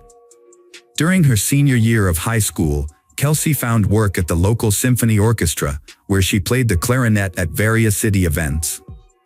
Through this job, she set a goal of saving enough money within 6 months to buy her first car, a 1987 Buick Regal. Although her parents were concerned that the car was an older model, they offered to contribute to the cost so that Kelsey could buy a newer car from the family budget. However, Kelsey was determined to buy her first car herself, using only her own savings, so she turned down their offer. The Kelsey family prioritized providing their children with a well-rounded education, focusing on education and personal development. They also instilled in their children a strong sense of discipline. The family had clear rules that everyone followed without exception, including sharing their plans and notifying each other if they would be out late. Kelsey demonstrates her adherence to these rules by being punctual, sharing her whereabouts with her parents, and informing them of her social activities. During her senior year, Kelsey began a romantic relationship with John Beer Smith. She describes it as deeply in love and like the relationships depicted in books or movies. They celebrated New Year's 2007 together and have been virtually inseparable ever since. John, who is 1 year older than her, appears to be a responsible and caring partner who treats Kelsey with respect. Both sets of parents approve of their relationship. In May 2007, Kelsey turned 18, graduated from high school, and was accepted into a prestigious university in Kansas to study veterinary medicine. This was one of the happiest times of her life. However, these happy days did not last long. Kelsey attended parties with her classmates to celebrate the end of high school and enjoyed spending time with John. At this point, Kelsey had achieved everything she wanted, got into her dream college, and was in a fulfilling relationship with a wonderful partner who was planning to propose. Her life was bright and happy. However, her disappearance from a shopping mall parking lot on June 2, 2007 changed everything. Kelsey and her boyfriend John were about to celebrate a big milestone, 6 months of dating. To make it special, John planned to propose with a custom-made engagement ring and had booked a romantic dinner for they of them. Unaware of John's plans, Kelsey also wanted to surprise him with a gift. That Saturday, she got ready, drove to a nearby Target Corporation store, and called her mother around 7 p.m. to say she had found the gift but needed a special bag for it. Her mother suggested checking the mall across the street from Target Corporation for a romantic gift bag. Kelsey thanked her mother for the advice and promised to be home soon. John was supposed to pick her up at 8 o'clock. However, after that conversation with her mother never heard from Kelsey again. Kelsey failed to return home. When John arrived at 8 with a large bouquet of flowers, he was shocked and frightened to discover Kelsey's absence. Her parents were equally terrified, as it was unlike Kelsey to ignore phone calls and texts. She had vanished in a busy area during the daytime, and no one had witnessed her disappearance. Kelsey's father and two eldest siblings began searching for her. They found her car parked at the Oak Park Mall, which gave them a glimmer of hope that she might still be inside the mall for some unknown reason. However, after thoroughly searching the mall, inquiring with salespeople and security guards, they concluded that Kelsey was not there. Upon returning to the car, they found it undisturbed with no signs of struggle or violence. Kelsey's father, a former police officer, decided not to touch anything to preserve potential evidence, as the car might be part of a crime scene. Kelsey's parents reported her missing to the police the same day, but the police were initially hesitant to start searching right away. They explained that since Kelsey was 18, she wouldn't be considered missing until 24 hours had passed. However, Kelsey's father, who had connections, insisted on an immediate search. He also asked hospitals in the city if a woman matching Kelsey's description had been admitted. That evening, the police interviewed Kelsey's family and John to confirm their whereabouts and rule them out as suspects, a standard procedure in missing person cases. The police also reviewed surveillance footage from the Target store, which showed Kelsey entering the store, browsing, making a purchase, and leaving while talking on the phone to her mother. She was asking her mother about a gift bag and then drove to the Oak Park Mall across the street, as her mother suggested. Kelsey parked her car near the side entrance of the mall, close to the wall. Her car was inspected by experts and appeared to be untouched from the outside. The gift for John was on the passenger seat, and her backpack with personal items, including a tablet and wallet with $300 in cash, was in the back. Since everything was still inside, robbery was quickly ruled out as a motive.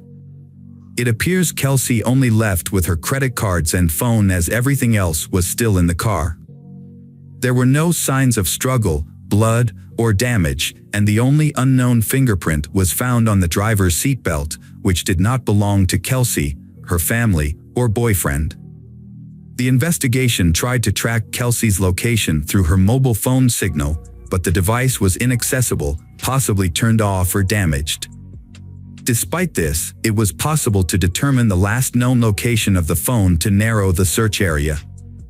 However, Verizon Communications, the wireless carrier, delayed providing the necessary data for several days. Instead of refusing to cooperate, the company kept promising to look into the matter, which effectively slowed down the process. In 2007, telecom companies were permitted to keep subscriber information from law enforcement, including police and FBI, without a court order. They based this on data protection laws. Not even situations where someone's life was in danger were exempt from this rule. A closer look at surveillance footage revealed a disturbing detail: a mysterious stranger was stalking Kelsey. The man initially did not attract attention because he kept a safe distance and did not interact directly with Kelsey. He was a Caucasian man between the ages of 20 and 25 with dark hair, short and a light beard, wearing a plain white t-shirt and black shorts. He followed Kelsey into the Target store about 30 seconds and continued to follow her from a distance as she browsed the various sections. The surveillance cameras captured his movements, and his behavior was later described by the prosecution as similar to a predator stalking its prey. After Kelsey left the store, the man followed her to the Oak Park parking lot in his Chevrolet truck, waiting until she was alone. It's possible that he overheard her conversation with her mother, as he was standing close by while she was on the phone. This may have allowed him to learn about her plans to visit the nearby shopping center. Unfortunately, Kelsey had parked her car in a poorly lit spot, next to a side door and a storage area, which made it difficult for the cameras to capture what happened next. As Kelsey sat in her car, the man parked his truck beside her and got out, wearing the same white t-shirt and black shorts. The stranger came up to her on the driver's side and, likely threatening to harm her, forced her to get behind the wheel of his Chevrolet. The truck then drove away in an unknown direction. Due to Gregory Smith's connections and experience, He believed that the more attention and coverage the case received, the higher the chances of finding their daughter and bringing the perpetrator to justice. As a result, the story was featured in both national and international media, including the popular show America's Most Wanted. When surveillance footage showed the stranger following Kelsey, the clearest images of his face were broadcast on the news, urging viewers to come forward if they recognized him. The police received calls from people claiming to have seen the man in various cities and states, although most of these reports turned out to be incorrect. Each lead was investigated. On June 6, a woman named Mrs. Miggs called the police, stating that she recognized her neighbor, Edwin Hall, from the footage. Initially, she had hesitated to report it due to doubts, but the information about the truck removed her last doubts, as Edwin owned an old 1970s Chevrolet. On June 6, 2007, two significant events occurred in the investigation. The police received crucial data from Verizon Communications about the last known location of Kelsey's phone signal. This information pinpointed a specific cell tower, allowing the police to establish a 1.1-mile search radius to the north. Within 45 minutes of starting the search, Kelsey's body was found in the brush near Longview Lake, Missouri, about 30 meters from where she was abducted. The medical examiners determined that she had been brutally assaulted and strangled with her own belt.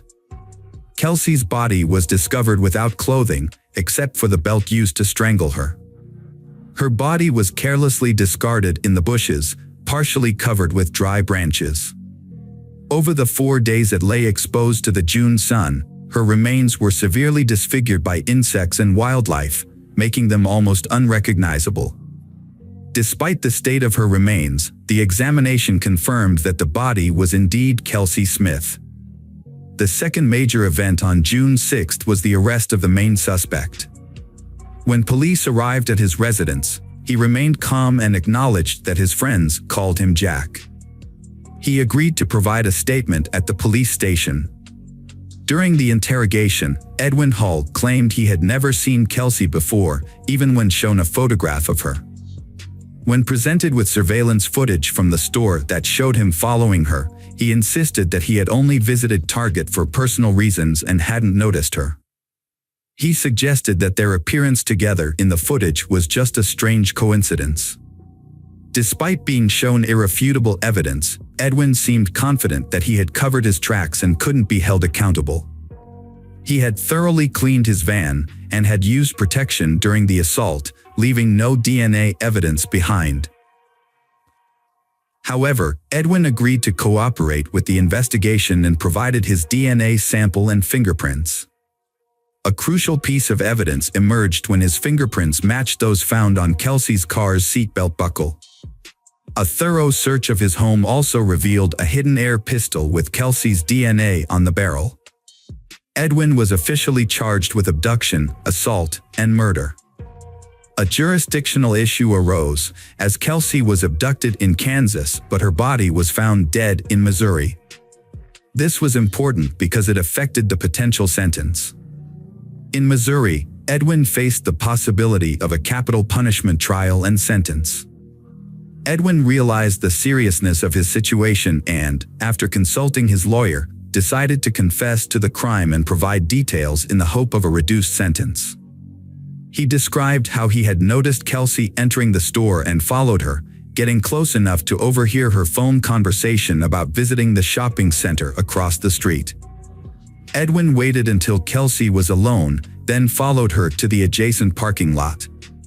He was pleased when she parked in a secluded spot near the side entrance. He got out of his vehicle, armed with a pistol, and waited for Kelsey to return to her car.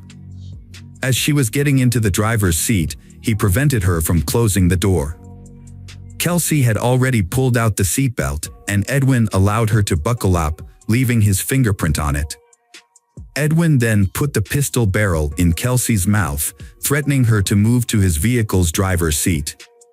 Kelsey drove Edwin's truck while he aimed the gun at her and gave her directions.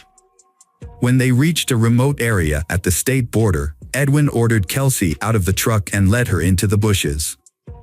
There, he assaulted and strangled her with the belt, then covered her body with branches.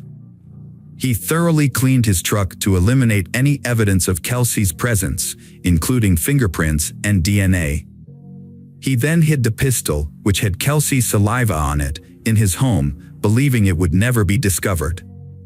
When questioned about his motive, Edwin failed to provide a clear answer, instead making a comment about the victim's physical appearance.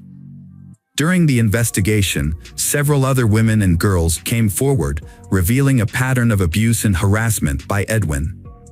Further investigation uncovered more instances of Edwin's wrongdoing, including coercing a 14-year-old neighbor into intimacy, harassing a waitress, and fleeing a restaurant without paying.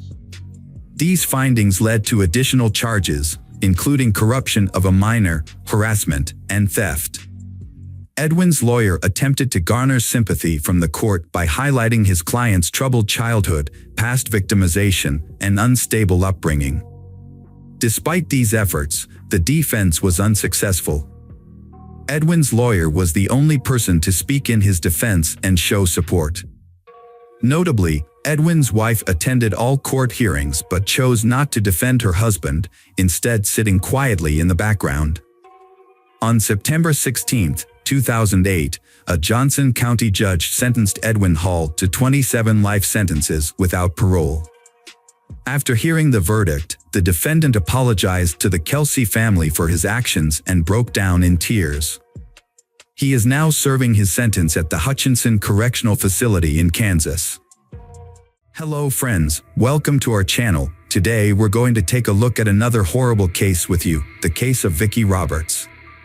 Vicki Roberts was born in September 1984 in northwest England, where she was raised in a traditional and devoutly religious family. She was the younger of two daughters and was raised with strong Christian values. She attended a Christian school, where she also developed her musical talents and sang in the choir. Those who knew Vicki described her as a kind, friendly, and helpful person who was always willing to lend a hand. After completing high school, Vicki enrolled in university and took a part-time job at an IKEA store to support herself. It was there that she met Michael Roberts, and their initial friendship eventually blossomed into a romantic relationship. Michael was only a year older than her. Like Vicki, Michael balanced his studies with a part-time job at IKEA and made time for sports. He was also careful about his appearance and made a good impression on those around him. Vicki was initially put off by Michael's bold and outgoing personality, but she soon found herself developing strong romantic feelings for him. Michael was born in June 1983 in Warrington, Cheshire, to a family of modest means. His father was a successful chemical engineer who expected a lot from his two sons, particularly Michael, the eldest. As a result, Michael grew up with high ambitions and a strong sense of purpose. He was a diligent student and developed into a driven and accomplished individual. Michael was a social butterfly with many friends and was often the life of the party. However, he took the most pride on the love front. With his good looks, sense of humor, and charming personality, Michael was a catch. He was also intelligent and well-read, able to hold his own in conversations on a wide range of topics. Michael's parents had instilled in him the idea that he was exceptional, praising his intelligence, beauty, and potential for success. However, this upbringing may have also fostered narcissistic tendencies. Despite this, Michael felt a deep-seated need to live up to his parents' expectations and be the perfect son, driving him to strive for their approval. Michael had a series of brief relationships and frequently dated multiple people simultaneously. He was confident in his charm and enjoyed the thrill of pursuing women who seemed out of his reach. For Michael, this was a game, a challenge to be won. Vicki is one of the challenges he wants to conquer. She was a modest and unattainable woman who initially kept Michael at arm's length, refusing even casual invitations. Vicki was focused on her studies and spent her free time at church, leaving little room for dating or relationships. Michael, however, was determined to win her over. It took Michael a few months to win Vicky over, but eventually she agreed to go out with him. He had charmed her with his sweet gestures, flowers, gifts, and thoughtful surprises. He even invited her to meet his parents, who immediately took a liking to her and approved of their son's choice. Vicky was convinced that Michael was genuinely interested in her, so she gave in to his advances. He became her first serious partner, and she felt truly happy when she was with him. It seemed like fate had brought them together. Michael also appeared to be in love and ready to settle down, but their happiness was short-lived. From the outside, their relationship seemed perfect. They were both young, attractive, and full of energy and ambition, with big plans for the future. Vicky soon discovered that Michael had a strong and adventurous approach to sex, with a high sex drive and a desire to try new things in the bedroom. At first, Michael didn't pressure Vicky to engage in certain activities, fearing she would leave him. However, once he felt secure in their relationship, he revealed his true desires. Vicky, a modest and religious person, was shocked but deeply in love with Michael and trusted him, keeping their private life a secret. Things took a turn when Michael proposed to Vicky, and she happily accepted, believing that marriage would bring an end to his experimental behavior. However, her closest friend began to notice Vicky covering up bruises and marks under her clothes. When confronted by her friend, Vicky initially denied any wrongdoing by Michael but eventually confessed that the marks were a result of Michael's affinity for bondage, toys, and other devices during their intimate moments. Vicky confided in her friend that she and Michael had intimate relations up to 5 times a week. Michael considered himself a skilled lover, viewing intimacy as an art form and the means of self-expression. Although he would occasionally compromise when Vicky refused to participate in his more extreme and reckless experiments, he usually managed to persuade her to give in to his desires. After graduating, Vicky became pregnant unexpectedly and decided to change careers. She soon landed a job as an account manager at a logistics company. Michael also left his job at IKEA and became a sales consultant at a large electronics retailer, selling phones, laptops, and other gadgets. Thanks to his charisma and persuasive abilities, he consistently exceeded his sales targets and quickly became one of the top-performing employees. Michael's success led to a promotion to senior sales, and he was being considered for a transfer to the company's main office. However, he needed to undergo additional training to improve his qualifications first. Michael enjoyed the training sessions and business trips to London, and he took great pride in his accomplishments. As a result, he often forgot about Vicky, his young fiancée, and only remembered her when he wanted intimacy. Vicky and Michael's relationship was lacking in several ways. They rarely spoke about each other or spent time together outside of the bedroom, making Vicky feel invisible to him. Meanwhile, Michael was secretly having affairs with coworkers, clients, and casual acquaintances. During this time, Vicky discovered she was pregnant and shared the news with Michael, expecting him to be thrilled and expedite their wedding plans. Instead, he was furious and insisted that she terminate the pregnancy, citing their youth and the fact that they had their whole lives ahead of them. Vicky was shocked and refused to consider abortion. Michael then attempted to persuade Vicky by appealing to her concerns about her family. He claimed that her parents, who were deeply religious, would be angry and disappointed in her for becoming pregnant out of wedlock. However, Michael promised that if Vicky agreed to have an abortion, they could keep and plan to have children after they were married. Vicky was faced with a tough decision, but Michael's persistence eventually won her over, and she went to the hospital. Unfortunately, the experience was complicated, and Vicky had to stay in the hospital for a few days. It took her nearly 3 weeks to recover. During this time, her doctor strictly advised her against intimate relationships. When Michael found out, he became furious. It was then that Vicky realized Michael had mental health issues and an addiction to sex. Without intimacy, he became unbearable, frequently leaving the house, citing urgent work matters. Vicky suspects Michael is having an affair, and she hoped that getting married would help him change his ways and be more committed to their relationship. As it turned out, their relationship was loveless, and Michael was leading a double life. Their 2-year engagement was just a convenient arrangement for him, as he had a loyal partner waiting for him at home, taking care of the household, while he maintained a string of mistresses on the side, which he frequently replaced. Vicky always trusted Michael and forgave him whenever he cheated, as long as he promised it wouldn't happen again. However, as time passed, Vicky began to pressure Michael into getting married, as she wanted to start a family and have children. Her parents also brought up the topic frequently, but what really pushed Michael to consider marriage was the insistence of his own parents, whom he didn't want to disappoint. Michael's parents adored Vicky, thinking she was perfect for their son. They constantly asked him they would tie the knot and give them grandchildren. With the help of his parents, Michael and Vicky organized a grand wedding, complete with a white dress, limousine, and a beautiful ceremony. The newlyweds appeared to be in love and happy, with a long life ahead of them. After the wedding, they settled into a large, cozy house in a prestigious area of Warrington, close to Michael's parents.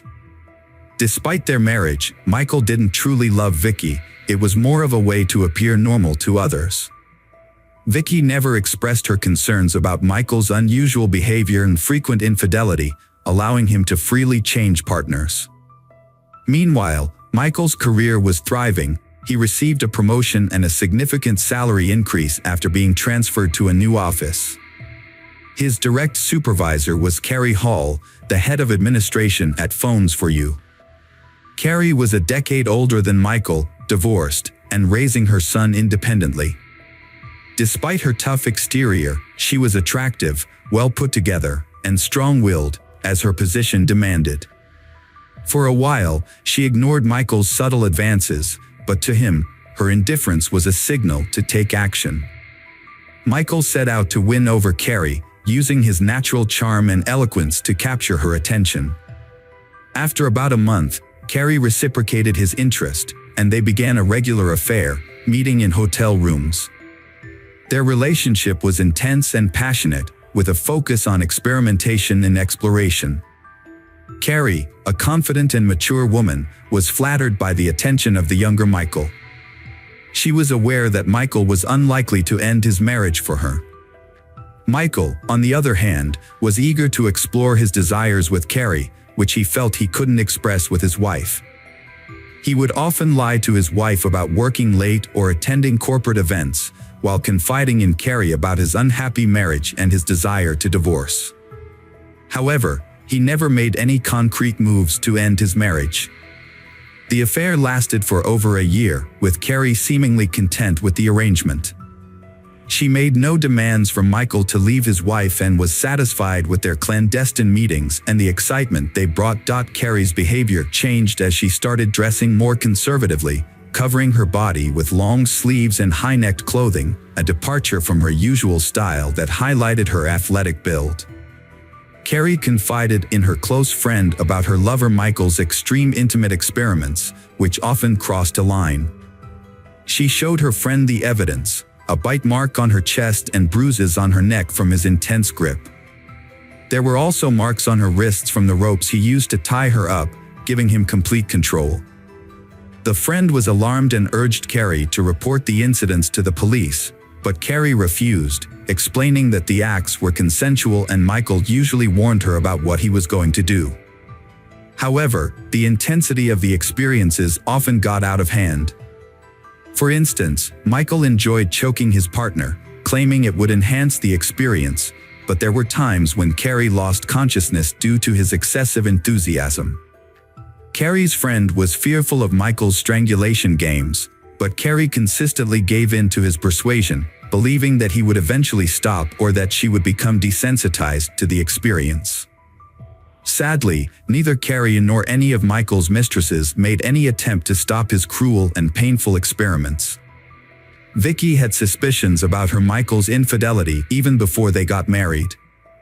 She believed that her love and care could change him and make him a devoted family man. However, after the wedding, his cheating continued and even worsened. When Michael denied his infidelity, Vicky decided to investigate on her own. One night, while Michael was asleep, Vicky checked his phone and found numerous intimate conversations with other women, including Carrie. She was shocked to discover that Michael had exchanged explicit photos with some of these women. The discovery was devastating for Vicky, and she packed her bags and temporarily moved in with a friend. Vicky kept her situation a secret from her family, fearing their reaction. She was afraid that her religious relatives would pressure her to get a divorce if they found out about Michael's adultery. Despite her heartbreak, Vicky still loved Michael and didn't want to give up on their marriage. Before leaving, she wrote him a heartfelt letter, confessing her love and telling him that he was the most important person in her life. Michael's wife had finally had enough of his promiscuous and decided to leave him.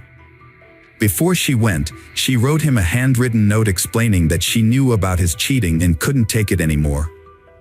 She left the note on the refrigerator and gave him time to think about his actions, but made it clear that she wouldn't file for divorce just yet.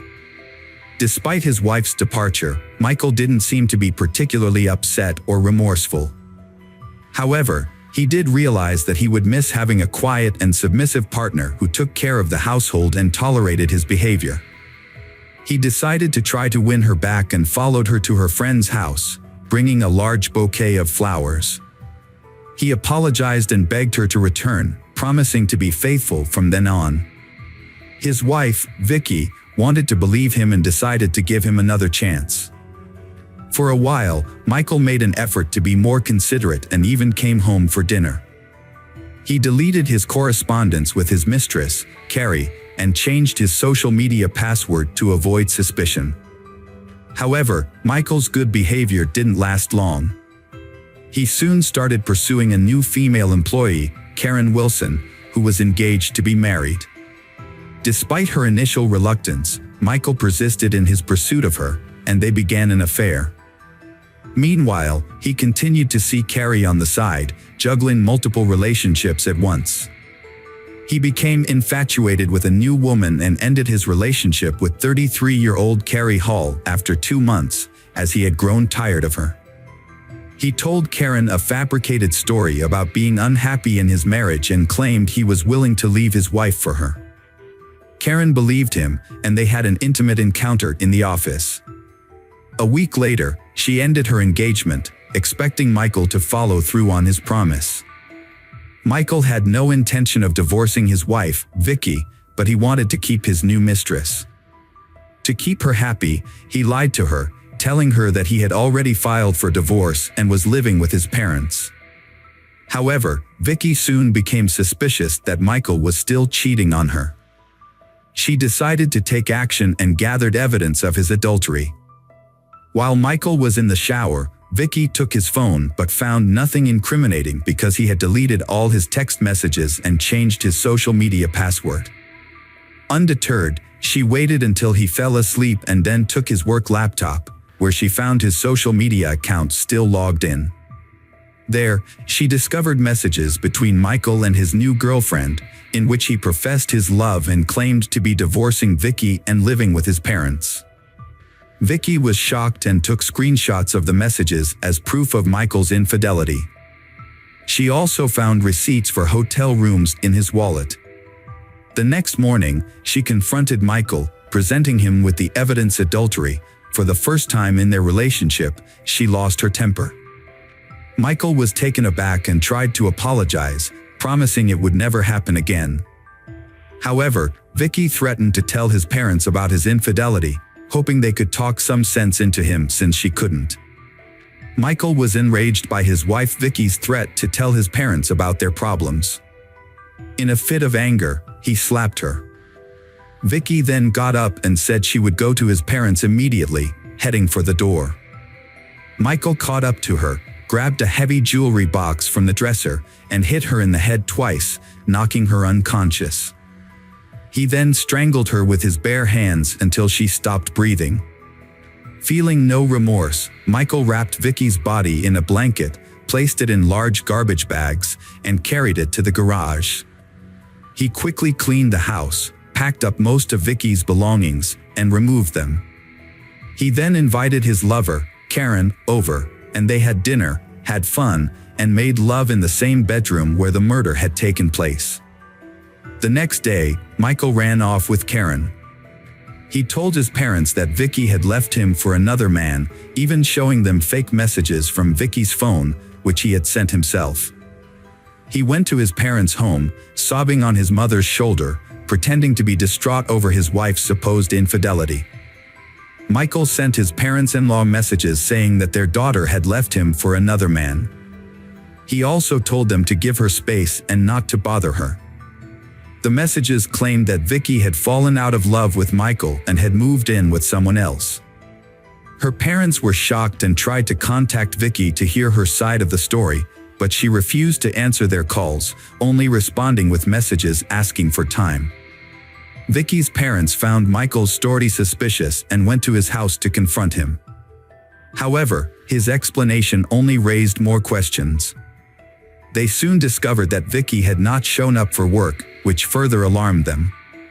They decided to report their concerns to the police, leading to an investigation. On December 1, 2009, Michael bought a shovel, rope, rags, and cleaning supplies from a hardware store. However, the police arrived at his house on the same day. He had been caught before he could dispose of a body. The police initially found nothing out of the ordinary, but Michael's actions and alibi sparked suspicion and raised several questions. Notably, they overlooked a large package in the garage during their search. Inside the house, they found no signs of her presence, such as clothes, documents, or personal items, which could suggest she had left of her own accord. However, Vicky's laptop was discovered in the bedroom, and upon seizing it, the police found screenshots of Michael's incriminating conversations with his mistresses, which Vicky had saved. The investigation took a significant turn when authorities made a geolocation request to Vicky's cell phone, which had been regularly sending messages to her husband and relatives. To everyone's surprise, the phone was found to be located in the marital home of Vicky and Michael. This led to a second, more thorough search of the Roberts residence. During this search, a suspicious package was discovered in the garage, and its contents shocked all who were present. However, in a stunning twist, Michael, who had been cooperating with the police, suddenly vanished into thin air. He had taken a wallet containing cash, which allowed him to evade capture for several days. After his money ran out, Michael turned to one of his mistresses, Lavinia T., and asked if he could stay with her for a while. However, when Lavinia heard on the news that Michael was wanted for his wife's murder, she immediately contacted the police and reported his whereabouts. Eventually, he was arrested, put on trial, and convicted. When the authorities arrived to arrest Michael, he claiming he was innocent of the crime. A man claimed that his wife died accidentally during a consensual sex game where she asked him to strangle her with a rope belt, but he lost control. However, forensic experts disputed this claim, finding that she was actually strangled with bare hands, attacked from behind, and had 2 severe head injuries that occurred before her death, which were unrelated to the alleged sex game. The trial began in January 2010, with the defendant, Michael Roberts, maintaining that his wife's death was an accident and hoping for a lenient sentence. However, the autopsy results revealed a different story. Roberts had intentionally hit his wife on the head twice, then strangled her and hidden her body in the garage. As a result, Roberts was convicted of first-degree murder and sentenced to life in prison. Hello friends, welcome to our channel. Today we're going to take a look at another horrible case with you, the case of Nancy Paula Reyes. Nancy Paula Reyes Gores was born on April 13, 1991, in the small village of Granados in Guatemala. She grew up in a poor family with 4 siblings. Her parents, Jorge and Pren Gorzi, worked hard to provide for their children's education, hoping they could have a better life. Nancy attended school and later enrolled in the university in Delanua, where she studied business administration and document management. She was an exceptionally diligent student who earned top academic accolades. Despite her academic success, she struggled to find a promising career. During her studies, she worked as a cashier in a supermarket and was later promoted to administrator, but her career advancement stopped there. During her university years, Nancy was in a relationship with a young man and had 2 daughters. However, the relationship didn't work out, and they separated. The father did not financially support his children. Nancy continued to live with her parents, working at a supermarket, but saw no future prospects. With barely enough money for essentials, change was necessary. In 2013, her older sister moved to the United States, found a good job, got married, and settled well. Inspired by her sister's success, Nancy decided to transform her life. She chose to relocate to Europe, specifically Spain. At the time, she couldn't afford a one-way plane ticket or initial expenses. Nancy worked hard for years, saving enough to make her dream a reality. In July 2018, Nancy bought a ticket to Madrid, reassuring her parents that she would stay in touch regularly. Upon arrival, she planned to secure housing and a job. She brought a few €1,000 to cover initial expenses, such as renting a room and basic necessities, until she found stable employment. When Nancy left, she was 27 years old, and her daughters, who remained with their grandparents in Guatemala, were 7 and 5 years old. However, Nancy didn't stay in Madrid for long. She moved to Barcelona and later to Cadril, a city in the Spanish province of the same name.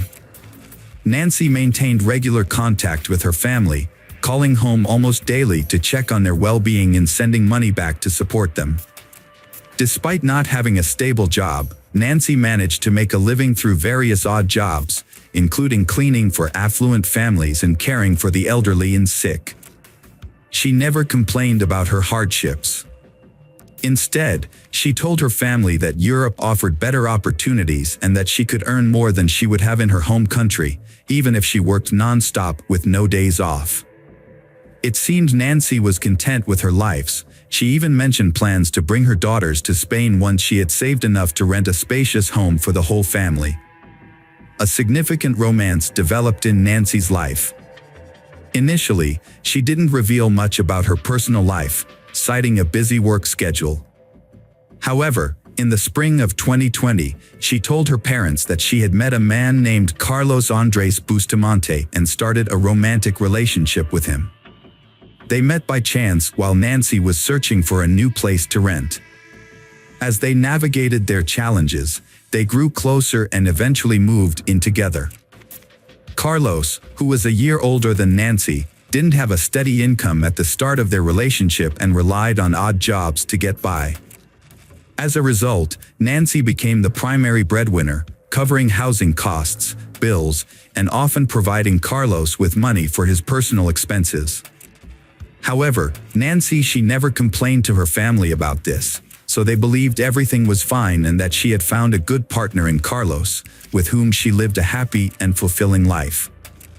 Around that time, Nancy's 2 younger brothers also moved to Spain, and she kept in touch with them. She was especially close to her youngest brother, Dennis, who had met Carlos and thought he was likable. In late June 2020, Nancy and Carlos decided to relocate to Santander, a coastal city in northern Spain. When Nancy spoke to her family on the phone, she mentioned that the climate was better and there were more job opportunities. However, issues began to arise in her relationship with Carlos, which she tried to keep to herself. Carlos was jealous, hot-headed, and cruel. He was content with being financially supported by Nancy and lacked ambition. What's more, he had a problem with alcohol and occasionally used illicit substances. Although he frequently promised to quit and find a stable job, Nancy started to doubt whether she should continue the relationship. When Nancy discovered she was pregnant, Carlos seemed overjoyed and promised a better life. However, his behavior worsened. He continued to drink and use drugs, taking money from Nancy or his mother. Carlos also started physically abusing Nancy, who tried to hide this from others. On August 12, while Nancy video chatted with her parents, Carlos yelled at her, demanding that she tell him who she was talking to. Despite her explanation, he snatched the phone, verified the caller, and then threw the phone onto a chair before walking away.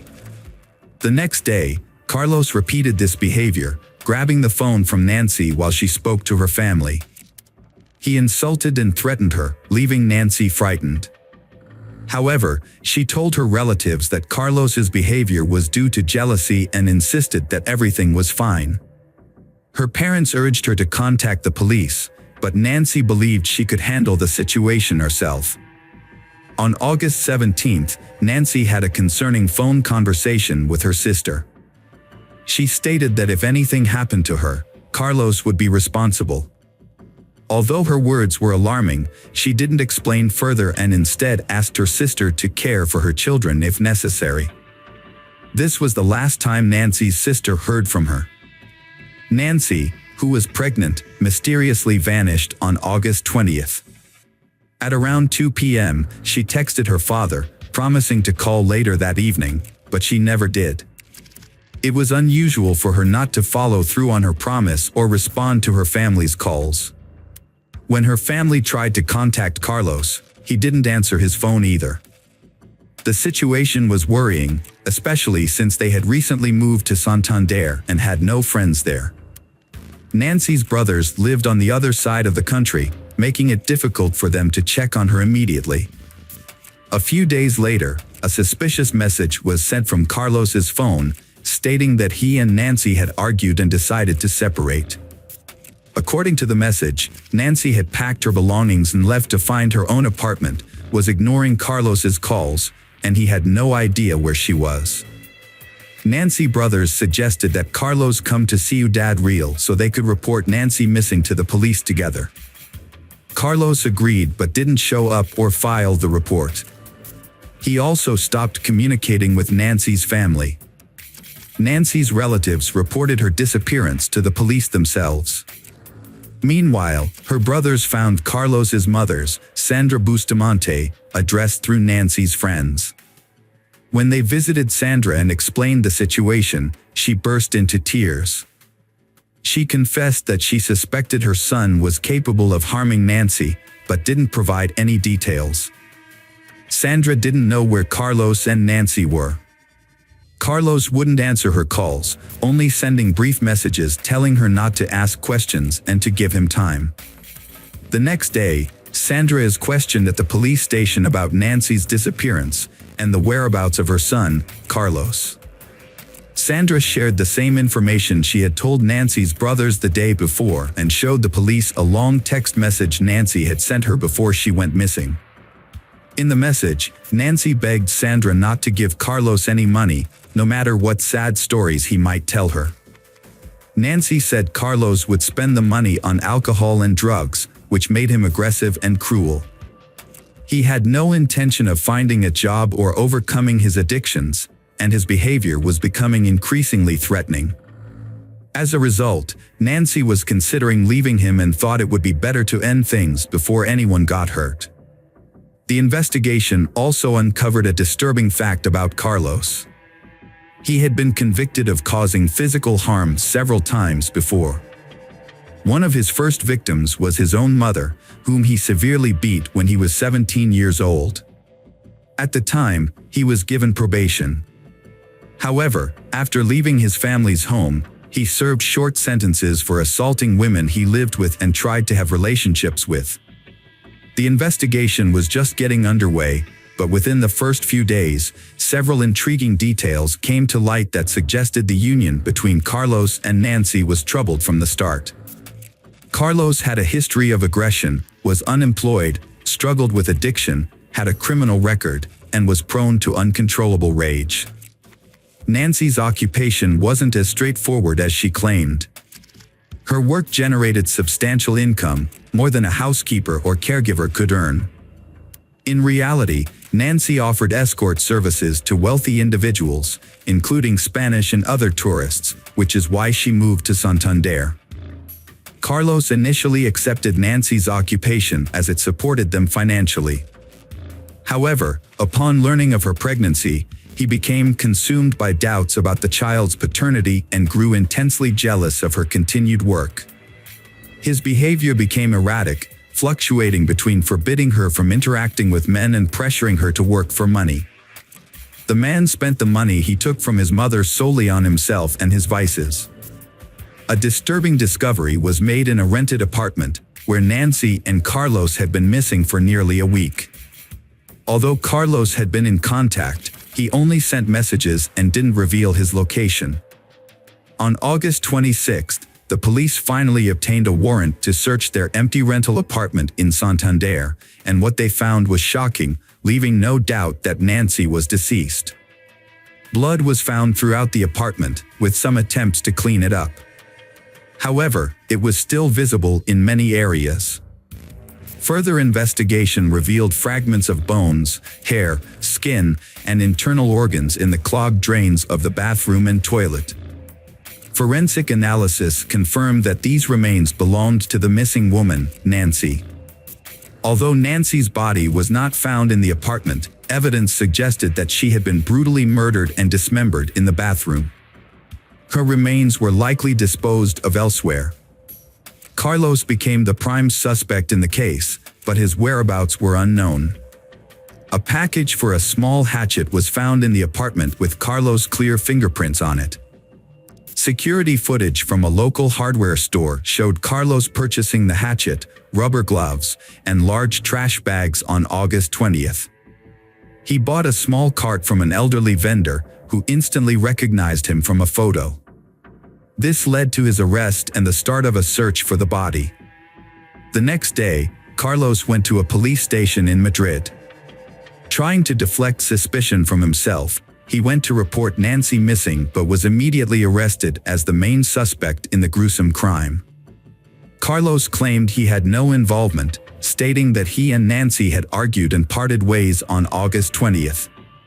He said he left the town in an emotional state and was unaware of any events involving Nancy afterward. He suggested that Nancy might have been attacked when she returned to the apartment to gather her belongings. However, his story was unconvincing, especially after police found his fingerprints on the hatchet packaging. In the following days, police thoroughly searched nearby wastelands, sewer systems, and the coastline with the help of dogs, but found no sign of Nancy. They then tracked Carlos's movements from August 20th to 26th using his mobile phone signals. The results showed he spent 3 days traveling along the coast, visiting the cities of Bilbao and Burgos before heading to Madrid. It was evident that Carlos attempted to conceal his actions. The investigation continued in Santander. On August 20th, surveillance footage revealed Carlos walking towards a large natural forest park in the evening. He returned to his apartment late at night and then exited again with a cart containing irregularly shaped bags. Carlos vanished from view upon entering the wooded area due to limited camera coverage. He reappeared later with a much lighter cart. After proceeding towards the railway tracks, he returned significantly lighter, indicating where the body might be. However, one question remained unanswered: where was the child? It wasn't until September 16th that authorities discovered bags containing severely decomposed human remains in dense underbrush on a hillside. The remains were identified as those of the missing Nancy Gores, which had been divided into 20 parts using a hatchet, as revealed by security camera footage. While all items transported in the cart were recovered, something was still missing. Nancy's 4-month-old fetus was not found among the remains. The victim's genitals and lower abdomen showed severe injuries from a knife and hatchet. This suggests that the perpetrator removed the fetus and got rid of it separately from the mother's body. Carlos denied being involved and gave conflicting statements. He tried to blame someone else, but the victim's blood was found on his clothes and shoes, which he had tried to wash off.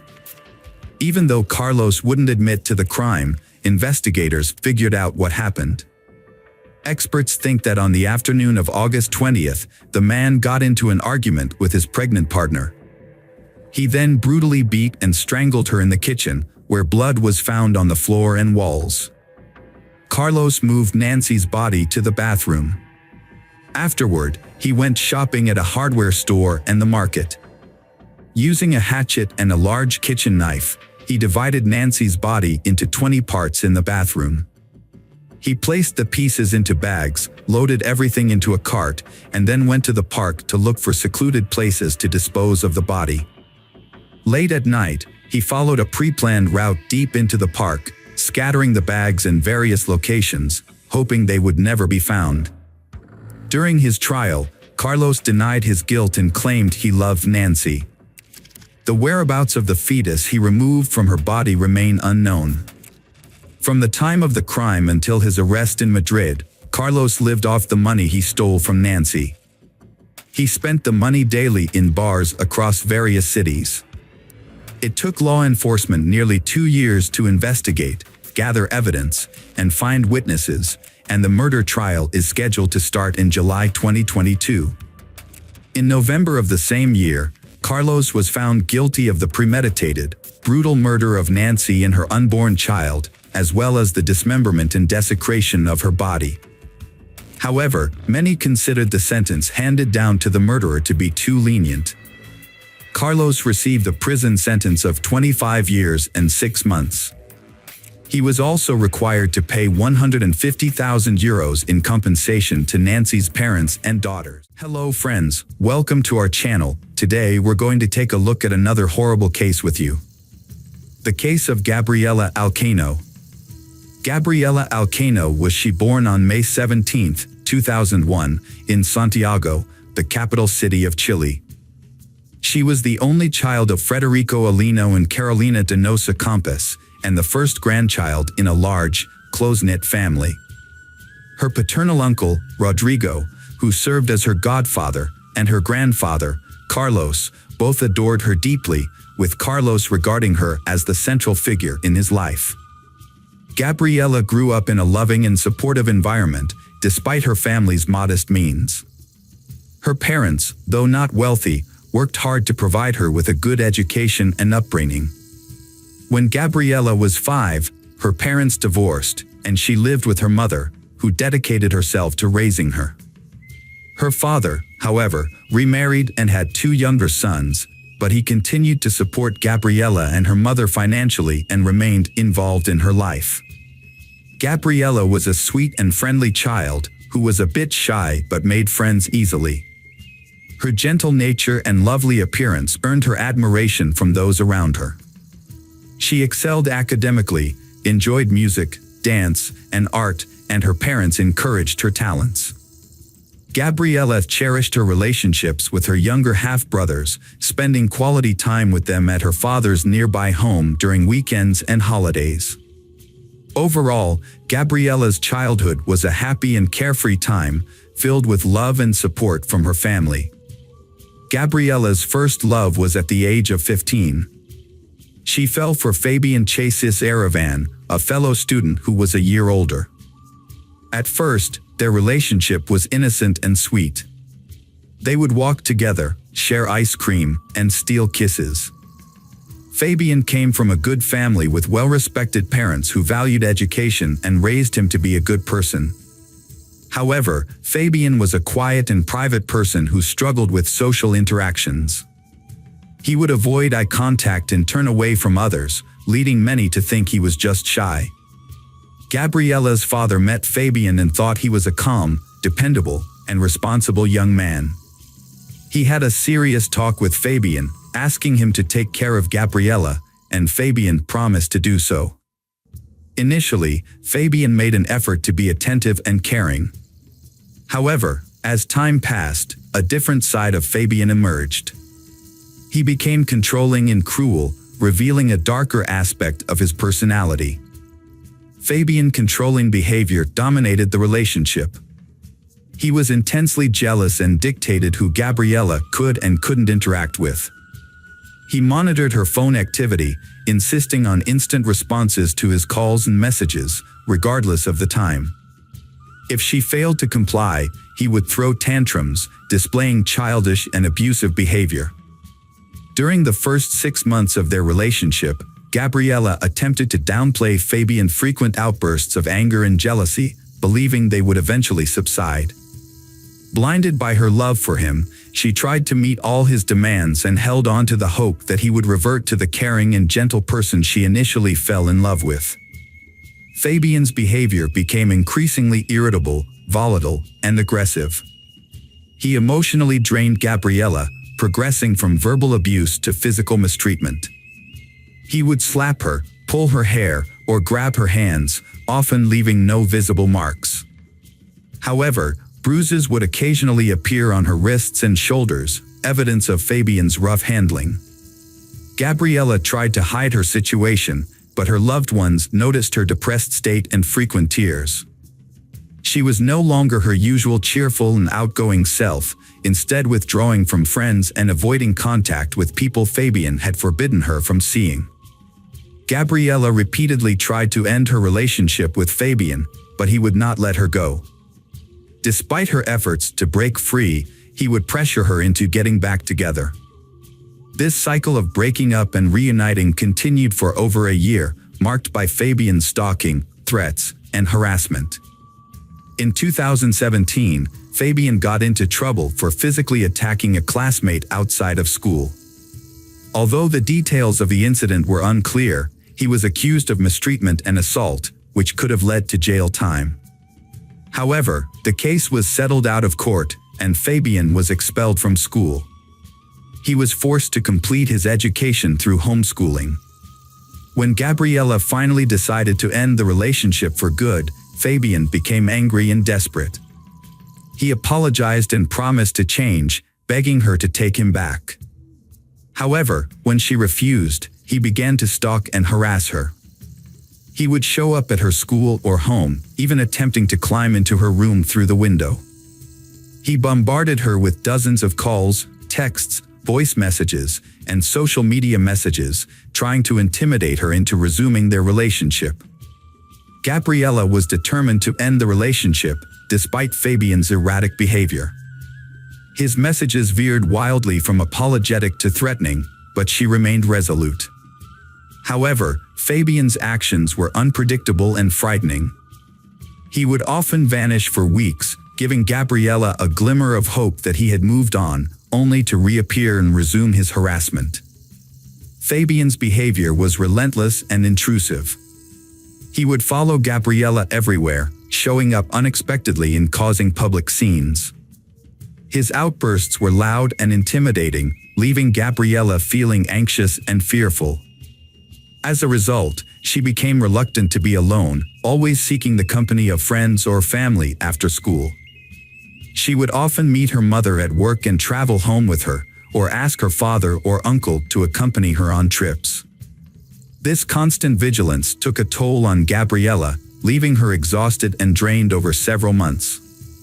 A devastating series of events began to unfold for the Alcano family when a burglar broke into the home of Federico's second wife, taking her life in a tragic turn of events. At the time, the children were at school and Federico was at work, leaving her alone and vulnerable. Fortunately, the perpetrator, a neighbor with a prior conviction, was apprehended immediately. Gabriella and her mother rallied around Federico, offering emotional support and helping him care for the children during this difficult time. Although Gabriella's thoughts were temporarily diverted from Fabian, who had gone missing around the same time, she remained focused on her own goals. She was busy preparing for entrance exams, hoping to secure a spot at one of Santiago's most prestigious universities, where she aspired to study journalism or advertising. However, this tragedy was only the beginning of a series of heartbreaking events that would soon befall the Alcano family. In May 2018, Fabian suddenly re-emerged, beginning a campaign of obsessive stalking that made Gabriella feel unsafe in all aspects of her life. He was able to access her property by climbing over the fence and even showed up at places she regularly visited, such as the supermarket and the mall. By early June, Gabriella was so alarmed by his behavior that she sent screenshots of her disturbing messages with Fabian to her two closest friends, including audio recordings where he explicitly threatened her and demanded they restart their relationship. Gabriella was secretly living in fear for her own safety and that of her loved ones, but she chose not to share her concerns with her family to avoid causing them unnecessary worry. On June 10, 2018, the Alino family came together to celebrate a milestone birthday, Carlos's 80th. Tragically, this joyful gathering would turn out to be the last day of life for Gabriella and her mother, Carolina. The evening had begun on a happy note, with the house filled with laughter, music, and the warmth of a big family meal. As they celebrated Carlos's special day, everyone wished him good health and many more years to come. Gabriella played with her younger brothers and her uncle Rodrigo's children, but despite the festive atmosphere, she seemed somewhat preoccupied and distant. Her uncle noticed her unease and decided to approach her, asking if everything was okay and if something was troubling her.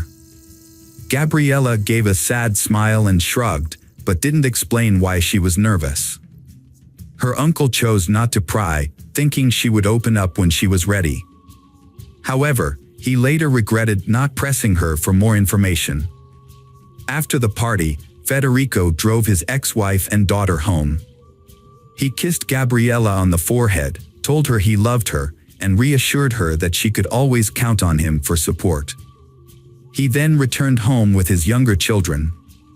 Tragically, this was the last time he saw his eldest daughter and first wife alive.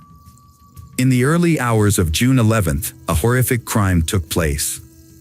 Fabian, armed with a hunting knife, climbed over the fence of his ex-girlfriend's house. He planned to sneak into Gabriella's bedroom through the window and attack her. However, just as he was about to enter, the lights turned on, and the back door creaked open. Carolina, who had been unable to sleep, had gotten up to investigate the noise. Fabian pounced on her, pushing her back inside, and began stabbing her repeatedly. Fabian brutally stabbed his Carolina 36 times, with most of the wounds inflicted on her chest, neck, and head. This attack was fatal and left her with no chance of survival. Carolina only managed to scream a couple of times before falling silent. The noise from the attack woke up Gabriella, who rushed downstairs to see what was happening. As she went down, she saw Fabian, covered in blood and clearly enraged. He caught hold of her and dragged her down. Gabriella was desperately trying to call the emergency services with her phone, but she couldn't make the call. In a horrific act, Fabian attacked Carolina and stabbed her once in the chest, piercing her heart and instantly killing her. He then moved her body to the kitchen. After the murder, Fabian tried to cover his tracks by wiping away his fingerprints and cleaning the bloody footprints. He also washed himself and the knife in the bathroom. After cleaning up, Fabian left the house quietly around 5:30 a.m., without being noticed by the neighbors. Following the event, Federico appeared unaffected. However, concerns grew when Carolina, typically a reliable and communicative colleague, missed work for 2 consecutive days without answering her phone. Her employer contacted Federico, asking him to find out what had happened to Carolina. When questioned, Federico was surprised and claimed to have called Carolina, but she was unreachable, as was Gabriella, whose phone was off. Next, Federico phoned his brother, Rodrigo, but Rodrigo stated that he had neither seen nor heard from the missing individuals since their friend's birthday. Following the phone call, Federico decided to pay a visit to Carolina's home. The property appeared uninhabited. Nonetheless, Carolina's vehicle remained in the garage. Without forcibly entering, despite possessing a spare key, Federico merely checked on the status of the property. Federico called the police and asked them to check the house, but he didn't enter himself because he was afraid of what he might find. The police officers were puzzled by this, especially since he had a key. When they finally entered the house at 11 a.m., they found the lifeless bodies of Carolina and Gabriella on the kitchen floor, surrounded by pools of blood. Despite the obvious fact that the women had been dead for over a day, Federico was overcome with grief and irrationally demanded that the police call an ambulance to save them. The police had to calm Federico down, but his behavior raised suspicions, and they took him outside to a police car for questioning. When he tried to leave the car and found the door locked, he became agitated and demanded to know why. It was then that he realized he was the main suspect in the double homicide. Federico was shocked and devastated by this turn of events, unable to comprehend how he could be suspected of killing his own daughter. Rodrigo arrived shortly after and was equally shocked to learn that his brother had not been released. He was also struggling to come to terms with the investigation revealed that Gabriella's friends reported that she was being stalked by her ex-boyfriend, Fabian. Screenshots of his threatening messages and voice recordings, which included a disturbing phrase, "It's easier to take her life than to let her go," were also obtained. This came as a shock to Federico, Gabriella's father, who recalled that Fabian seemed pleasant when they first met, despite his daughter's failed attempts to break up with him. The contrast between the heinous crime and the normalcy of Fabian's daily life, where he spent time with family and friends and posted light-hearted photos on social media, made his crime all the more inconceivable. After being taken into custody, Fabian responded to allegations with pretended astonishment and anguish, falsely claiming his innocence and feigning affection for Gabriella. Fabian had gotten rid of the object used to commit the murder and thrown away some clothes with blood on them. However, there were still small drops of blood on his shoes, and footprints matching his shoes were found at the scene of the crime. Additionally, 4 of Gabriella's classmates said they heard Fabian threaten her, saying it would be easier to kill her than let her go. Because of the evidence and what the witnesses said, Fabian admitted to the crime, but tried to make himself look like a lover who was deeply hurt. The defendant claimed that his intention was not to harm Gabriella, but rather to have a conversation with her. However, the situation escalated, and he ultimately treated her mother as an unwanted witness. He struggled to provide a reasonable explanation for bringing a hunting knife to the encounter, which was supposedly meant to be a conversation. Following the autopsy and other necessary examinations, the victims' bodies were released to their family for burial. A large crowd gathered at the funeral to pay their respects to the deceased and offer condolences to their loved ones. Gabriella was laid to rest in a white dress she had always wanted to wear but never had the chance to. Carolina was buried in a closed casket due to the severe mutilation of her face. Fabian's family hired a skilled lawyer who developed a strong defense strategy, aiming to secure a minimal sentence for his client. During the initial court hearings, the lawyer highlighted Fabian's young age and clean record, pointing out that the attack on his classmate had been resolved outside of court. However, the victim's family pushed for a more severe charge of femicide, which was rejected by the prosecution due to the specific requirements of Chile's law.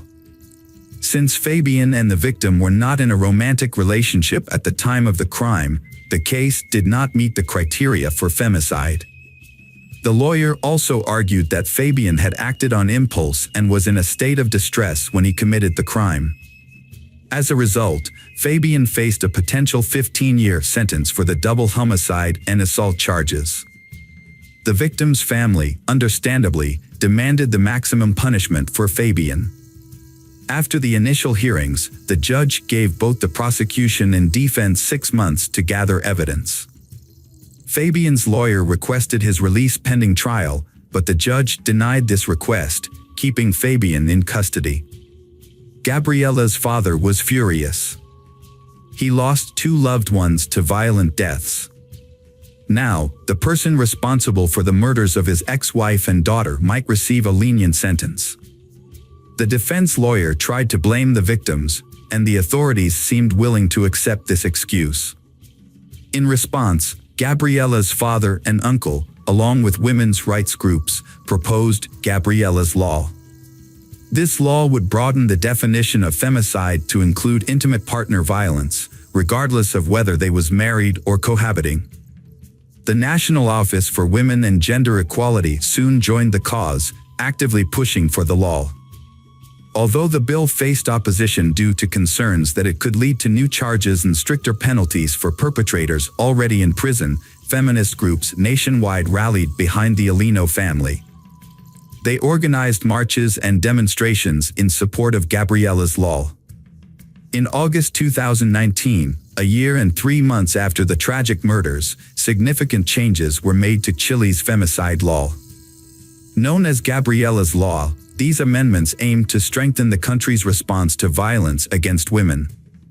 The law now defines femicide as any act of violence, injury, or murder committed against a woman due to hatred based on her gender, regardless of the relationship between the victim and the perpetrator.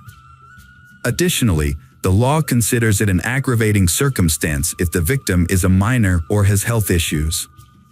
In April 2022, Fabian Series went on trial for attacking his ex-girlfriend and her mother 4 years earlier. Thanks to Gabriella's law, the defense had limited options. Fabian was charged with femicide under aggravating circumstances because one of the victims was a minor, as well as with double homicide and assault. On April 20th, he was sentenced to life in prison without the possibility of parole. After the verdict was delivered, Federico and Rodrigo spoke to the court, expressing their gratitude to the judges for their fair decision. They acknowledged that no punishment could restore the life of their loved ones, Carolina and Gabriella, but emphasized that a life sentence for the perpetrator would serve as a safeguard, protecting other women from suffering a similar tragic fate. Hello friends, welcome to our channel. Today we're going to take a look at another horrible case with you. The case of Michael Van Eck. Michael Van Eck was born on August 14, 1987, in a city that was once a hub for gold miners. He was the only son among 4 sisters, Natasha, Michelle, Bianca, and Friana, and grew up in a close-knit family.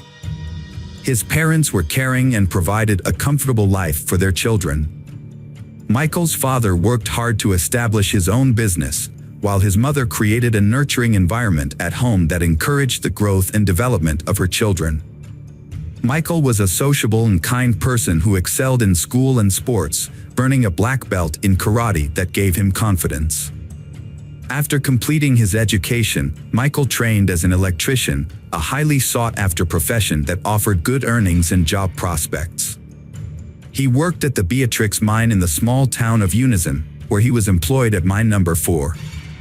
Not content to rest on his laurels, Michael continued his education to become an engineer.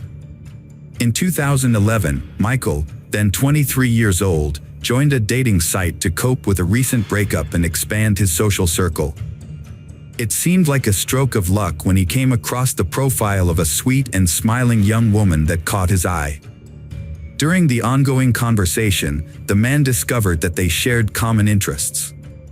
Similar to him, she disliked loud parties and excessive drinking, and sought a genuine, meaningful relationship and a strong family foundation. Michael was pleasantly surprised to find a compatible match online. Living with his parents at the time, he shared his excitement and concerns with his mother. On April 2nd, he confided in her about his upcoming date and made an effort to prepare and make a good impression. He withdrew his first paycheck of 1,000 Rand from his account. The only thing that gave him pause was the unusual location his online friend had chosen for their first meeting, the city cemetery.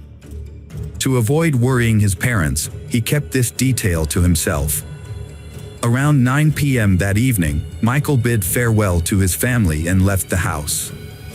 He drove to the designated location in his silver Pajero 2007, a gift from his parents for his 18th birthday.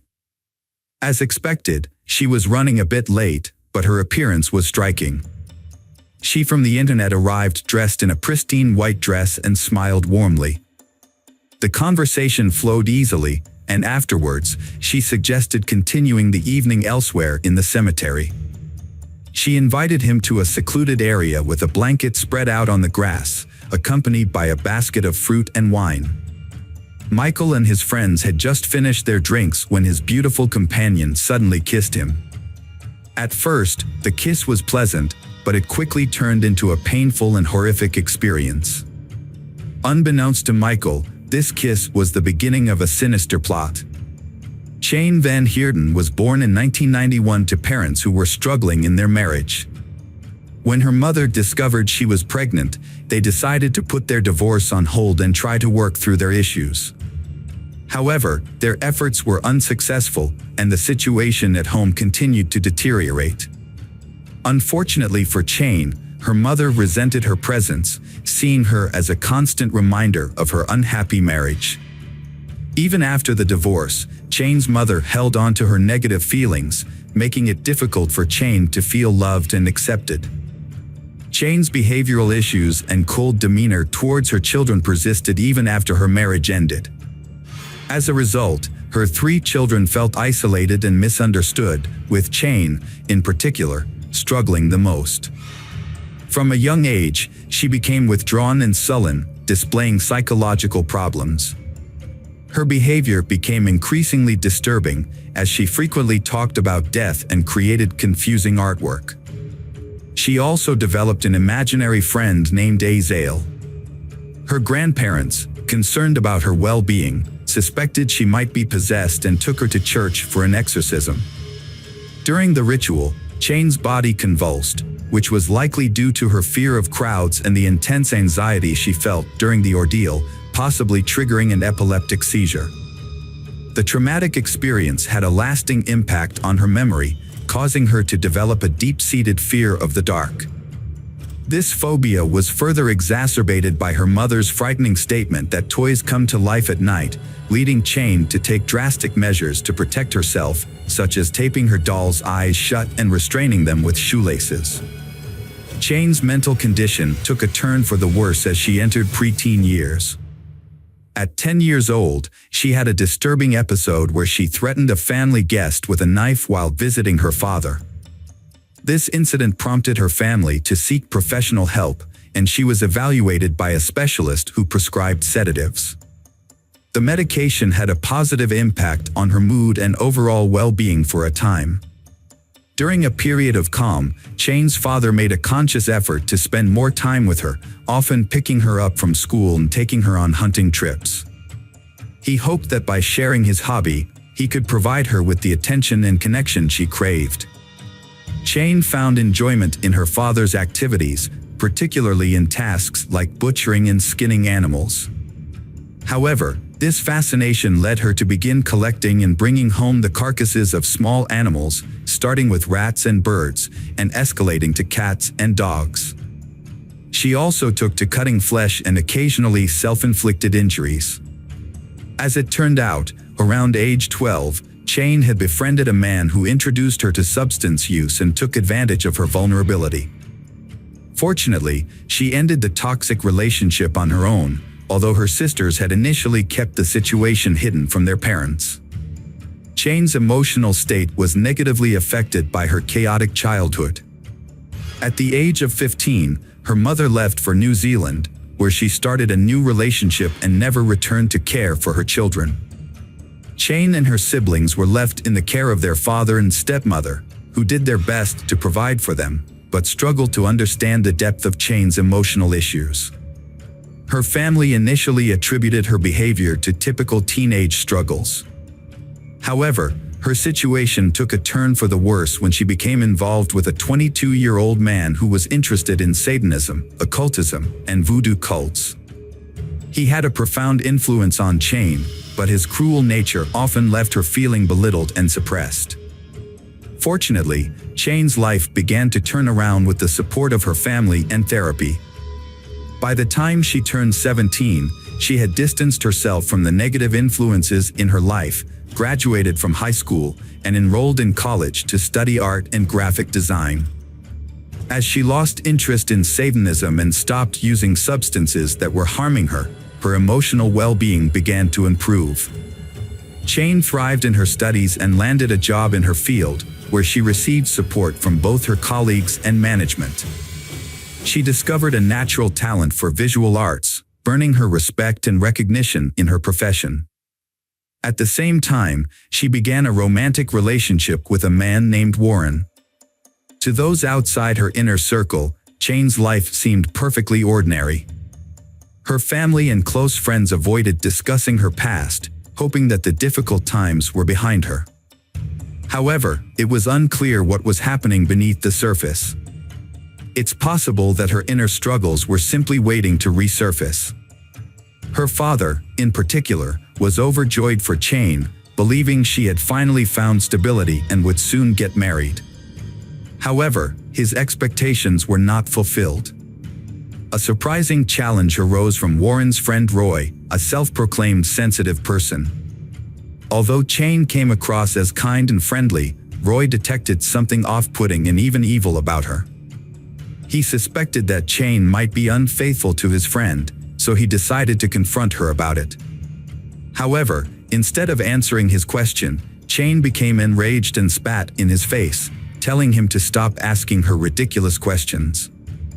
At a party, Chane noticed Martin, a 24-year-old from a well-respected family. Despite his calm and sociable nature, rumors surrounded him. Born into a privileged family, Martin had a happy childhood, excelling academically and behaving well. However, at 6, he began experiencing hallucinations, convinced by an entity that he possessed incredible strength. As he grew older, his mental health declined, and his behavior changed due to struggles at school and home. At 14, Martin was hospitalized for psychiatric treatment and diagnosed with schizophrenia. Unfortunately, standard treatments were ineffective. His financially secure family dedicated themselves to finding alternative medications, eventually discovering the necessary drugs to control his condition, except for occasional aggressive outbursts. Martin was deeply affected by witnessing a stray cat being attacked by dogs.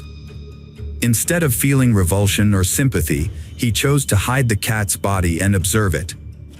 This disturbing incident marked the beginning of his animal torture. He eventually dropped out of school and started working with his father in the carpentry shop, aspiring to follow in his family's footsteps. As he worked, his condition showed signs of improvement, and he lost the desire to harm animals. Feeling in control, he made the decision to stop taking his medication, despite concerns from those around him. However, this decision ultimately proved to be a grave mistake. Martin's mental state gradually declined, and it was during this time that he met Chane. Their relationship seemed happy and normal to outsiders, and their parents were initially pleased with their union.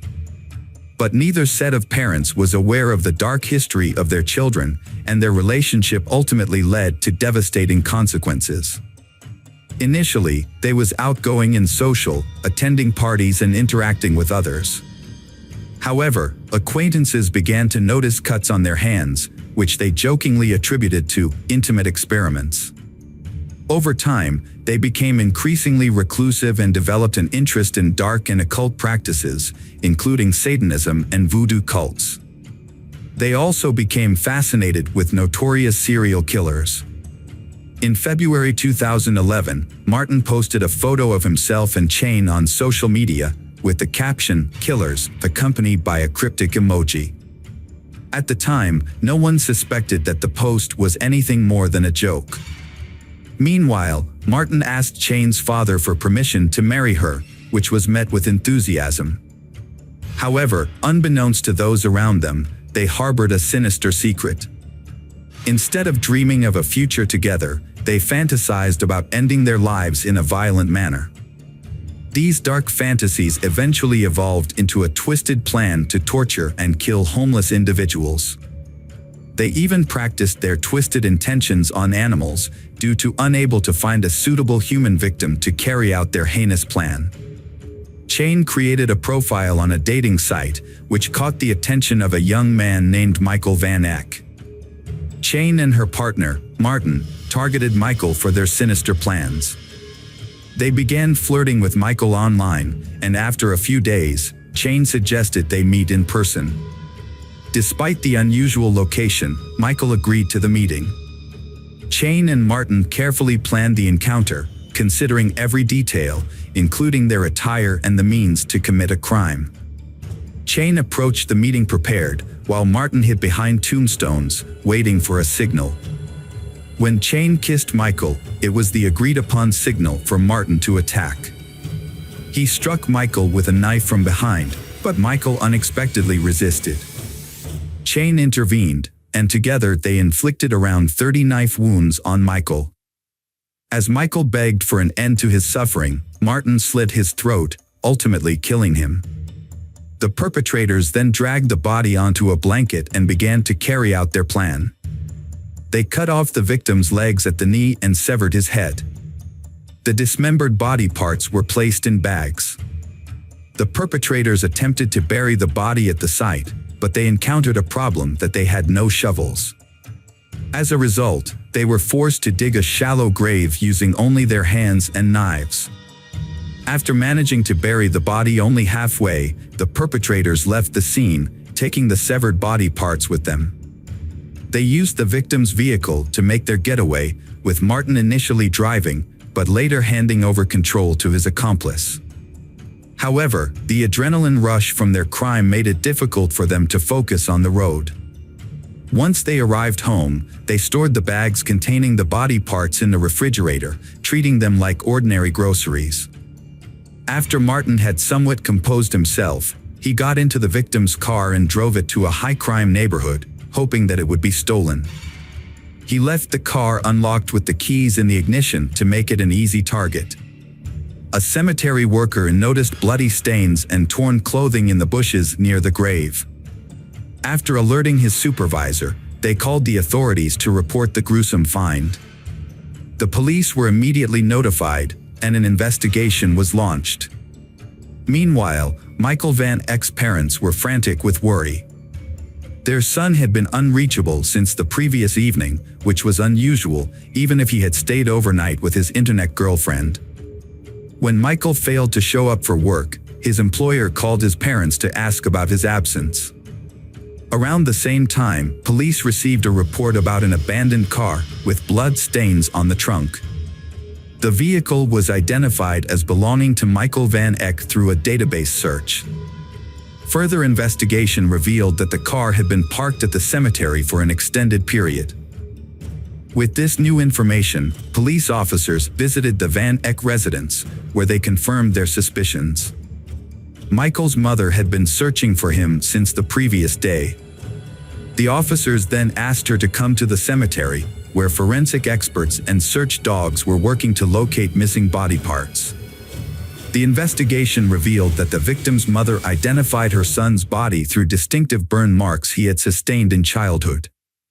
The autopsy confirmed that the victim had suffered multiple knife wounds and showed signs of a struggle. The body had been dismembered after death, which suggested that the perpetrators had some level of expertise in this area. The number and nature of the wounds, as well as the strength required to subdue the victim, indicated that multiple attackers were involved.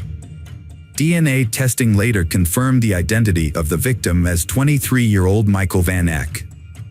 During the investigation, police seized the victim's cell phone and computer, which revealed that the last person he had communicated with was Chayne Van Heerden.